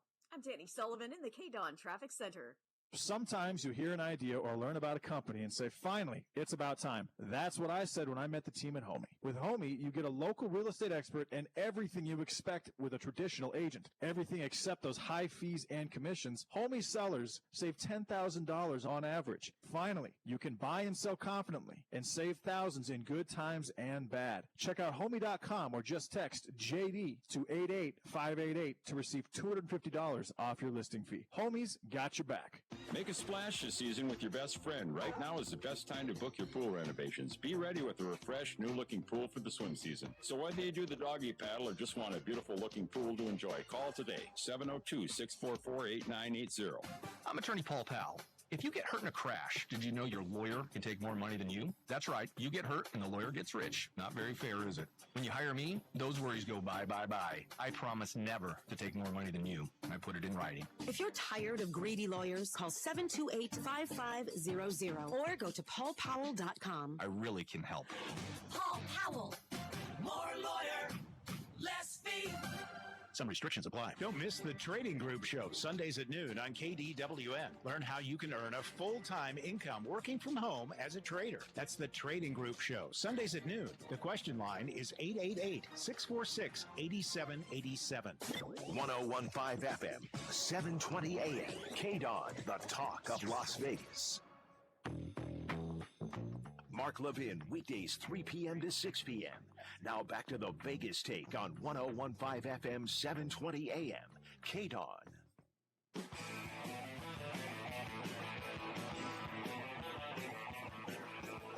All right, welcome back. It is the Vegas Take, Sharp and Shapiro on a Tuesday. And it's amazing to me that we have been dealing with this coronavirus and this situation for as long as we have. It's nuts. And no sports, no NBA, no NHL, well, nothing really. I mean, you could watch some ping pong or some sumo wrestling. That's about it. There's really nothing going on as far as from a sports perspective. And people, radio hosts are trying to be as creative as they can in trying to talk about sports when there's no sports going on. But one thing that is around the corner, which is Thursday, is the NFL draft, and that's certainly something to talk about. We talked about the Michael Jordan documentary, or the Bulls documentary, I should say, The Last Dance yesterday. It's looking forward to the next couple episodes this weekend. So a guy that does do sports, that is talking about the NFL draft and a tremendous knowledge about that, and of course the Raiders. Also a guy that never invites me on his show. I wanted to add that in there as well. That would be Ken Thomson of SportsX Radio. Ken, what's going on, man? The angle shooter. Hey, what's up, KT? Hey, Shappy, what's going on, buddy? Yeah, I didn't want to, I don't want to keep rehashing that, that one shooting contest that we had because you lost. So I don't want to keep bringing you on the show because that's how I always have to introduce you. I mean, that's the prerequisite of starting the interview with Shappy. I introduce you as Raiders head coach / hacksaw Jim Duggan. I think that's the best way I would introduce you. Do you think that's fair? That's fair. That is very fair. Probably a lot fairer than you are to your counterpart over there, Sharpie. I know you text him during the show, and you try to. I know what Listen, Ken, I know what you're doing. I know you're texting him in the middle of the show, taking his side and everything. Shapiro's nuts. I know. Trust me, I know. Honestly, Brian, during every show, I have between 12 and 15 different people, KT is one of them, that do text me periodically in a rah-rah, shishkamba type of manner, which I do appreciate. So please continue, KT. You know what? If I wasn't here, you wouldn't be getting those text messages because, everything would be just hunky-dory, nice and dandy. So you have to create a little bit of controversy. That's what makes this show fun. Ken knows a little bit about controversy. Ken, I want to ask you about, obviously, the Raiders, the NFL draft on Thursday. Plenty to get to here. But before we even get to the NFL draft, what are the chances that we have, the NFL season with fans? We have an NFL preseason. We have training camp. Even before we get to the draft, what do you think the chances are that this is even going to happen? Boy, I'll tell you, Brian, it's up in the air. And like you said, every day, new information, so don't know. But I'm a glass half full person, and I'm hoping that some of this stuff, can be handled. And Brian, here's real quick, as far as the whole thing, the coronavirus thing, I think, realistically, my personal feeling is I know a good 12 people in my circle that have experienced flu symptoms for years, people that are anywhere from 25 on up to 60. And there are people, a good chunk of them, that all experienced very serious flu-like symptoms, worse than they ever had it, including immediate family members, to where this all happened late December through the first 2 weeks of February, before we even started really getting any stats as far as the coronavirus 19, because we just didn't know that it was out there. Now, look at what happened, CES, right? You guys are big on CES, first week of January. How many folks came over from China and the Far East that came here, to where we think that there's a good chance that this stuff may have already been known as far as, the Chinese government, right, as far as person to person. When you look that they stopped the domestic flights from Wuhan to anywhere else in China, but they let international travel continue, it makes me feel that Las Vegas, which is a destination, not only CES, but also I do my show, Legacy Stadium, the Venetian Palazzo, one of the biggest places, and there are many here in Las Vegas, that really cater to Chinese New Year on January 25th. People get in there around the 20th. It's a big-time week for all those properties. So I'm thinking there's a good chance that a lot of this stuff is throughout our population and that a lot of us fought it off, Brian. And I don't know if that means me. I don't know asymptomatic. I'm saying we've had 1% of this country tested. I'm saying that when you go and you test every single person in this country, if we get there, I guarantee there's tons of people that have probably had this, fought it off, and probably a good portion of them, again, not even knowing anything about COVID-19, to where you're thinking like, oh man, this is the flu. I can get rid of this. I can get rid of this. I got to get rid of this. I got to get back to work. I know for a fact my sister, she's never sick. She wouldn't call in a day sick for nothing. And she finally had to go to the hospital because she was that bad. I don't know if it was COVID-19. She thinks it may have been. But when you're trying to get tested in this state and a lot of others, if you don't have the temperature right then, if you don't have, the cough or different symptoms, they're not even sending you, tell a doc or whoever, they're not sending you to get a test, a COVID-19 test, whether it was through the drive-thrus or anything else. You had to meet certain criteria. So I think there's just so much unknown right now because, 1% of the country has been tested. That's a very good point, KT, and I tend to agree with you. I think that I probably had something similar to it in February as well. Now, let's talk about the Super Bowl. February 2nd, you've got 70,000 people that went to the Super Bowl. What are the chances that this virus was spread at the Super Bowl, for example, and then people that were at the Super Bowl, they went around the country and they made it worse under those circumstances? Yeah, you're talking about that. You're talking about Mardi Gras. You're talking about a lot of things. In fact, Louisiana, their governor coming out saying, look, we just didn't know. There wasn't enough information, and we have no doubt that's why our state, as remote as it is compared to like a New York, New Jersey, which we know, I'm from that area. Brian, you're from Connecticut, so you know that area.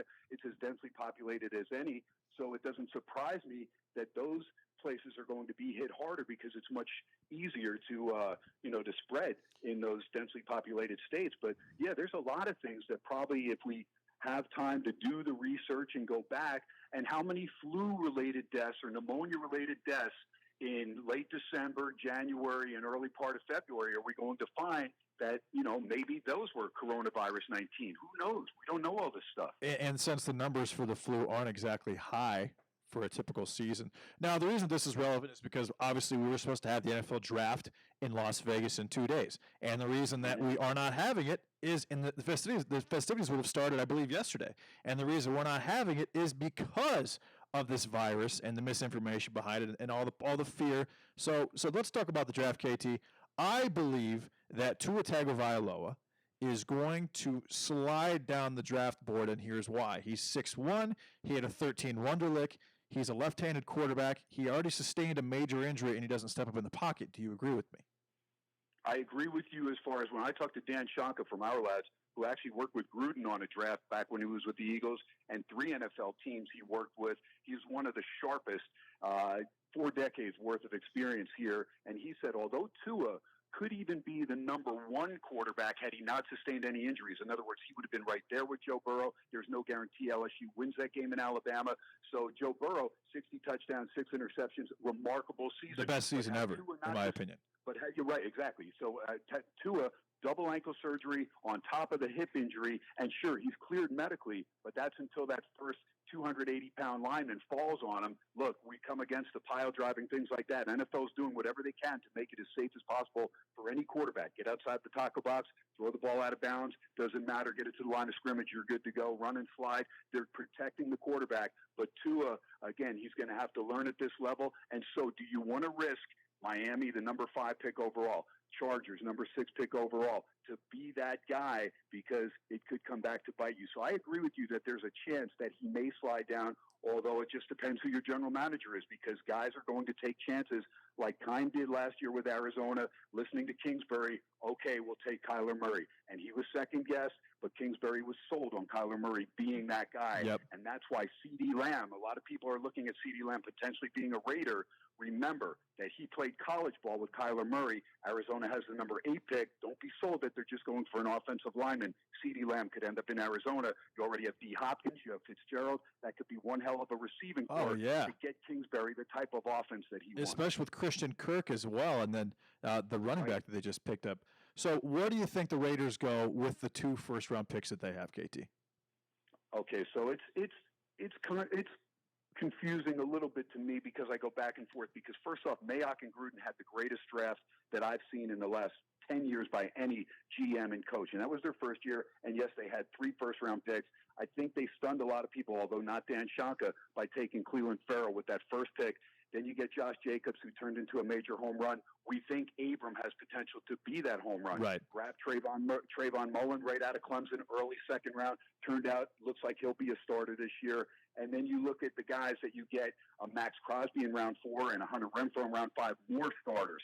Now you look at what they did during the free agency, because early mock drafts had the Raiders taking a linebacker with the number 19 pick, potentially maybe the number 12 pick. But when you grab a Corey Littleton, 134 tackles last year from the Rams, and then a Nick Kwiatkowski from the Bears, right away you address that concern, so you don't need the linebacker that much. You grab Mariota, who's going to push Derek Carr. There's no doubt that if Carr doesn't play the way that Gruden wants him to play, and that includes getting outside the tackle box, taking off and running with aggressiveness like Tannehill does, not like run and slide and look to get down, right, he'll be gone. And Mariota may have an opportunity. You grabbed also Demarius Randall. Look at Demarius Randall. This is 13 in 3 years, but this kid can start, and he could be a cornerback. So a lot of people are sold that the Raiders could take a corner in the first round. I think if C.J. Henderson is there, because we know Okudah will be gone, more than likely to Detroit, unless the Lions end up grabbing Simmons, which wouldn't surprise me because he's that good a player as far as an athlete, a hybrid linebacker, strong safety that maybe you don't want to pass up on. But I think the Raiders could grab C.J. Henderson out of Florida as a corner and then come back because it's a wide receiver-rich draft. You can still maybe get one of the 3. I don't know.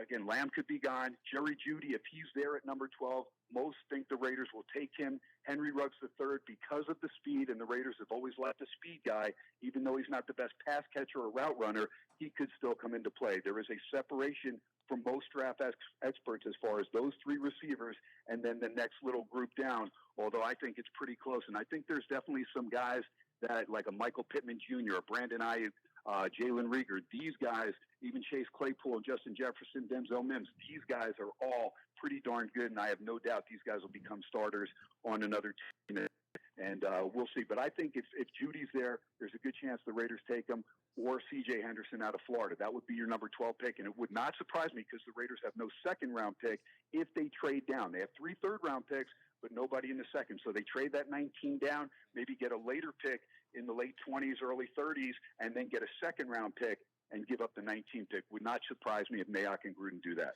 And Mayock was actually quoted a couple of days ago saying, "Hey, I've got third-round picks. I expect, because I think Mayock is the best in the country at what he does. I think he is the best GM at drafting. You said it yourself. But he said he expects every third-round pick to be a starter for him, which is the same as a first-round pick basically for somebody else." Now, you mentioned Demarius Randall. He had a horrendous season last year with his former team. Do you think that they maybe take a look at Grant Delpit at number 12?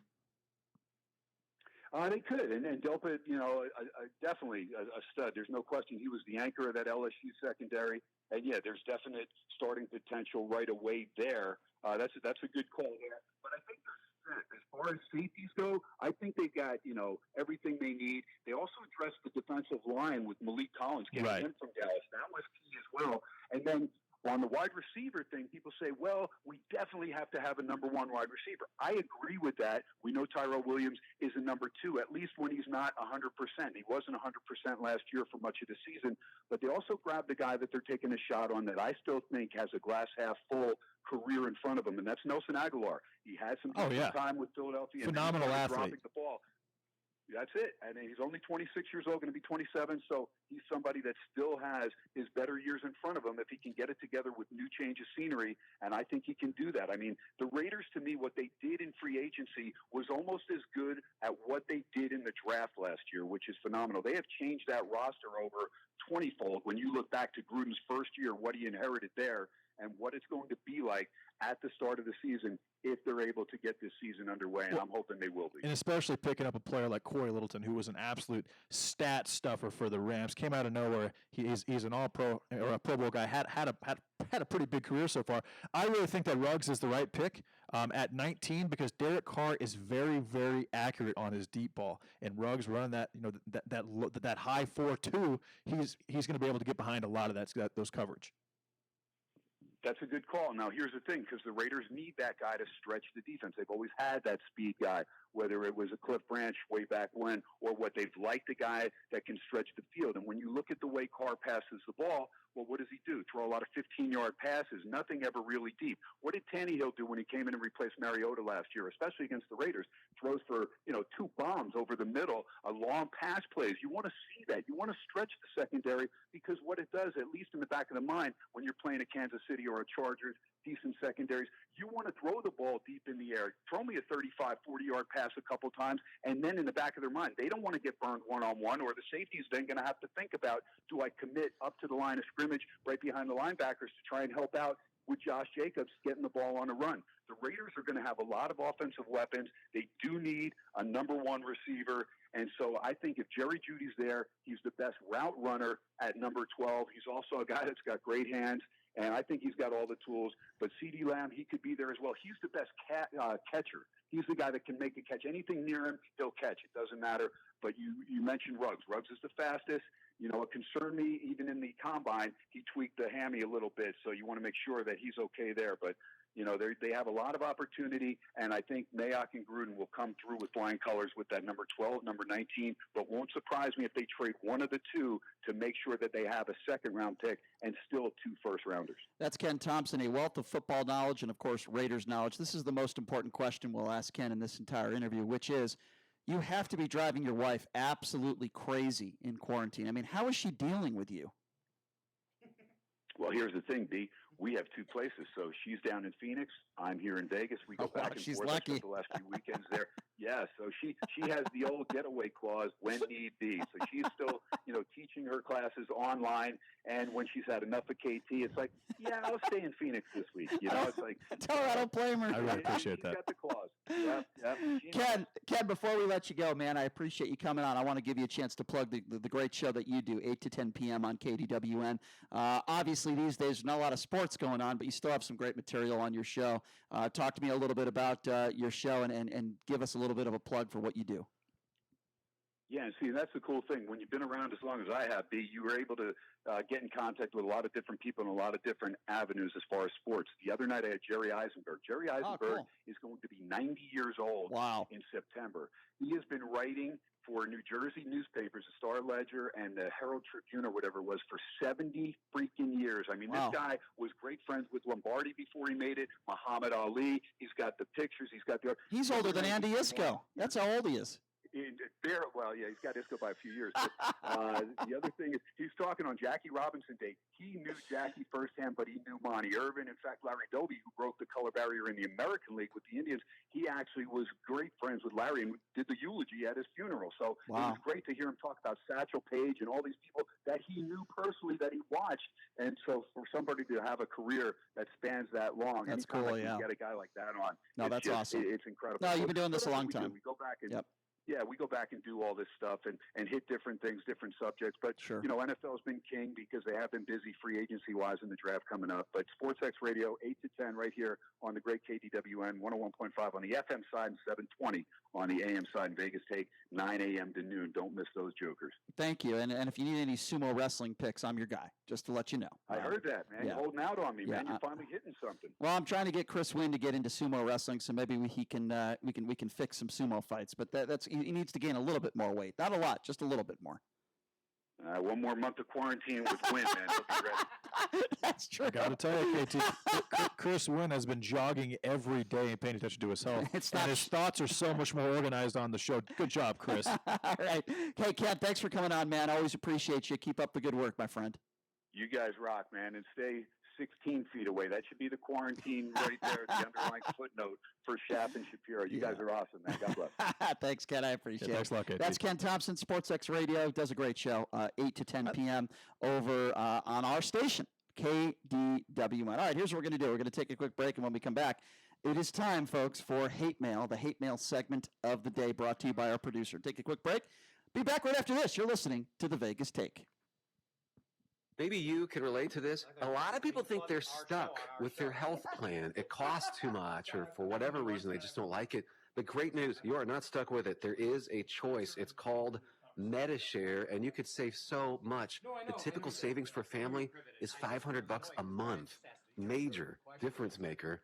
This is the affordable alternative to health insurance. And just to give you a little more info about MediShare, it's a Christian healthcare sharing ministry. It's worked beautifully for 26 years, has more than 400,000 members, and they've shared over $3 billion of each other's medical bills. So, yes, they can help share your needs too. So you're not stuck. There's an excellent alternative, whether you're single or married, you got a family. MediShare is super flexible. You can choose an option that works for you and start saving lots of money. You can join anytime. They're great to talk to. No pressure. Call 844-91-BIBLE. That's 844-91-BIBLE. 844-91-BIBLE. 101.5 FM, 720 AM. KDON, the talk of Las Vegas. Mark Levin, weekdays 3 p.m. to 6 p.m. Now back to the Vegas Take on 101.5 FM, 720 AM. KDON.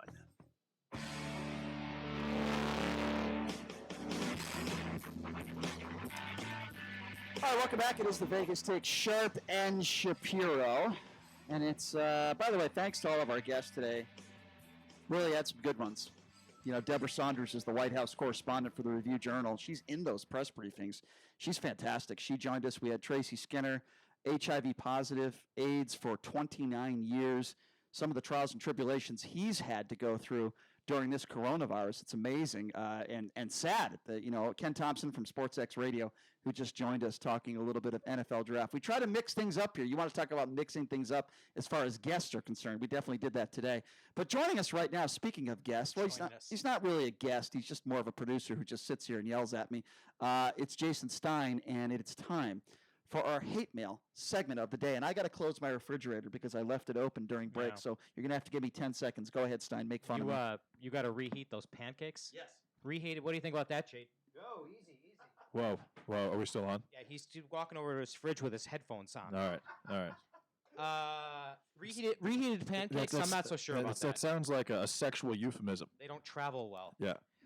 First comment out of the gate here. Brian needs the government to hold his hand while crossing the street. That's what someone thinks of you. Sounds like a pedophile.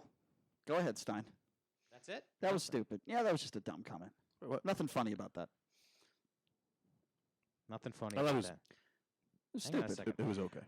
Brian, somewhere out there is a tree tirelessly producing oxygen, so you can lose your mind. I think you should apologize to that tree. I don't even get it. That makes absolutely You're no taking sense up to all me. the oxygen in the right. Do you get That's it? not even like a diss. saying Because that you you're- talk so much, that you're saying that sucking up all you're the stealing the oxygen from the trees. from the trees out I'm there. stealing the oxygen from Right, the trees. which is Not a lot of hurting- trees in Vegas. which is hurting the not the economy but the environment. Not a lot of trees though in Las Vegas to begin with. Palm so no, trees. not gonna apologize. No apologies. No No. apologies. Nope. Here's a What good was one. that? That was like a Don Lemon hiss. What was that? I don't. It's just that going through these without, because normally, as I've said, if we were in a studio, I'd print these out and I'd have everything Right. highlighted. Wow. Scroll. We're through. not in a studio. I can't do my job. I gotta go through all the political comment. Wow. You're the one who complains about it more than me. Wow. I'm on the air 5 minutes in a 3-hour show. Wow. I think Scrolling Stein is is hard on there work, for man. about 12 minutes. Wow. I have to scroll on my laptop. It's too hard. Wow. Okay, I'm All right, sorry. well, Go this will ahead. make me feel better. Patrick writes, Brian needs to shave his beard. It doesn't look good. Well, my only goal in life is so for a middle-aged man who watches our YouTube page can comment on my appearance. And when I wake up in the morning, I'm thinking about Patrick, and I just want to look good just for him. That's really all I care about. Chris writes, Brian should do less talking, and JD should do more. Hey, I asked JD, I said, do you want to do this segment? I gave him the opportunity. He has open mic anytime he wants. If he wants to open up a segment, and I'll chime in now and then. JD, you are more. I don't have an ego. You're more than willing to do that. Have I not given you the opportunity to do that on a number of times? You did today in a fit of rage. That did happen today. Rage or not? But followed by a fit of rage. All right. Well, there's no But rage. You did offer me that. There is again. There's a caveat to it. You were in a fit of rage. There is no rage in me saying right now you can lead any segment you want tomorrow. I give you. It's on you. I have absolutely no problem with that. I do. I appreciate. For the record, I have no ego. I appreciate and JD can lead any segment he wants the to. approval. I don't care. I did that a year ago, Well, 2 years ago. Give me the heads up when he's going to go solo so I can stay home that day. That was a cheap I shot. may suddenly come down with COVID-19 that day. I'm not sure. That was a cheap shot. Next- that wasn't very Next nice. comment. I'm being serious. I'm not joking. Susan writes, hey guys, how are you? Does Brian's... Sorry, hang on. What are you laughing for? Hi guys, how are you? Does Brian... What? This must be really good. Can't you even read it? It must be good. Can I read it, Stein? Does Brian's breath smell as bad as we all imagine?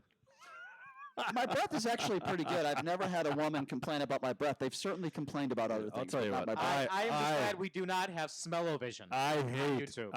halitosis. However, I hate it. There are other people that have been associated with this show, and I have personally complained about their breath. That actually has That's happened. true. That's fact. But there are certainly things in my body that have smelled from time to time, but not my breath, thank God.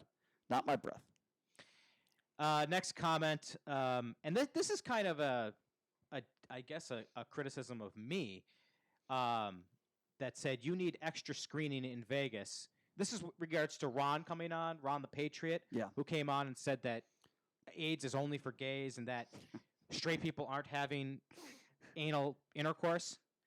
So apparently, Forget about that intercourse. I don't think Ron has ever had intercourse. He said, way to screen the calls. I'd be a better producer. You need extra screening in Vegas.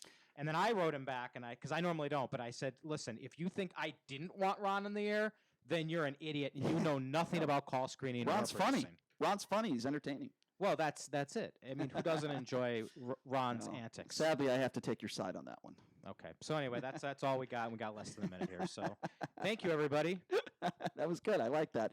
By the way, in regards to call screening, anybody can sound normal and call up and say, yeah, I want to talk to Sharp and Shapiro about blah, blah, blah, blah, blah, and then they could be a complete psycho when they go on the air. There's no way of knowing that stuff is going to happen. We get bamboozled from time to time. Yeah, that happens. It's live radio. It happens on the national shows. It happens on the local shows. It happens. That's nothing to be too concerned about. Then again, somebody who goes on our YouTube page and puts up a fake Google account that says B. Shapiro probably is living in his mom's basement and needs to get a life. I will say that as well. All right, it's been a fun show at times. It's also been a little bit stressful at times as well. I think I need to eat some lunch. I need to relax a little bit. I need to bathe. I need to go out in the swimming pool and get a tan. brush my teeth, practice my hygiene because I know JD wants me to do that. And we got to go, folks. Yes. 21-hour break. Sean Hannity coming up next, folks. I hope everyone stays safe. Talk to you tomorrow. Have a great afternoon. Your home for Sean Hannity, KDWN Las Vegas. I literally couldn't get that comment out. Brett's not as bad as I imagined it.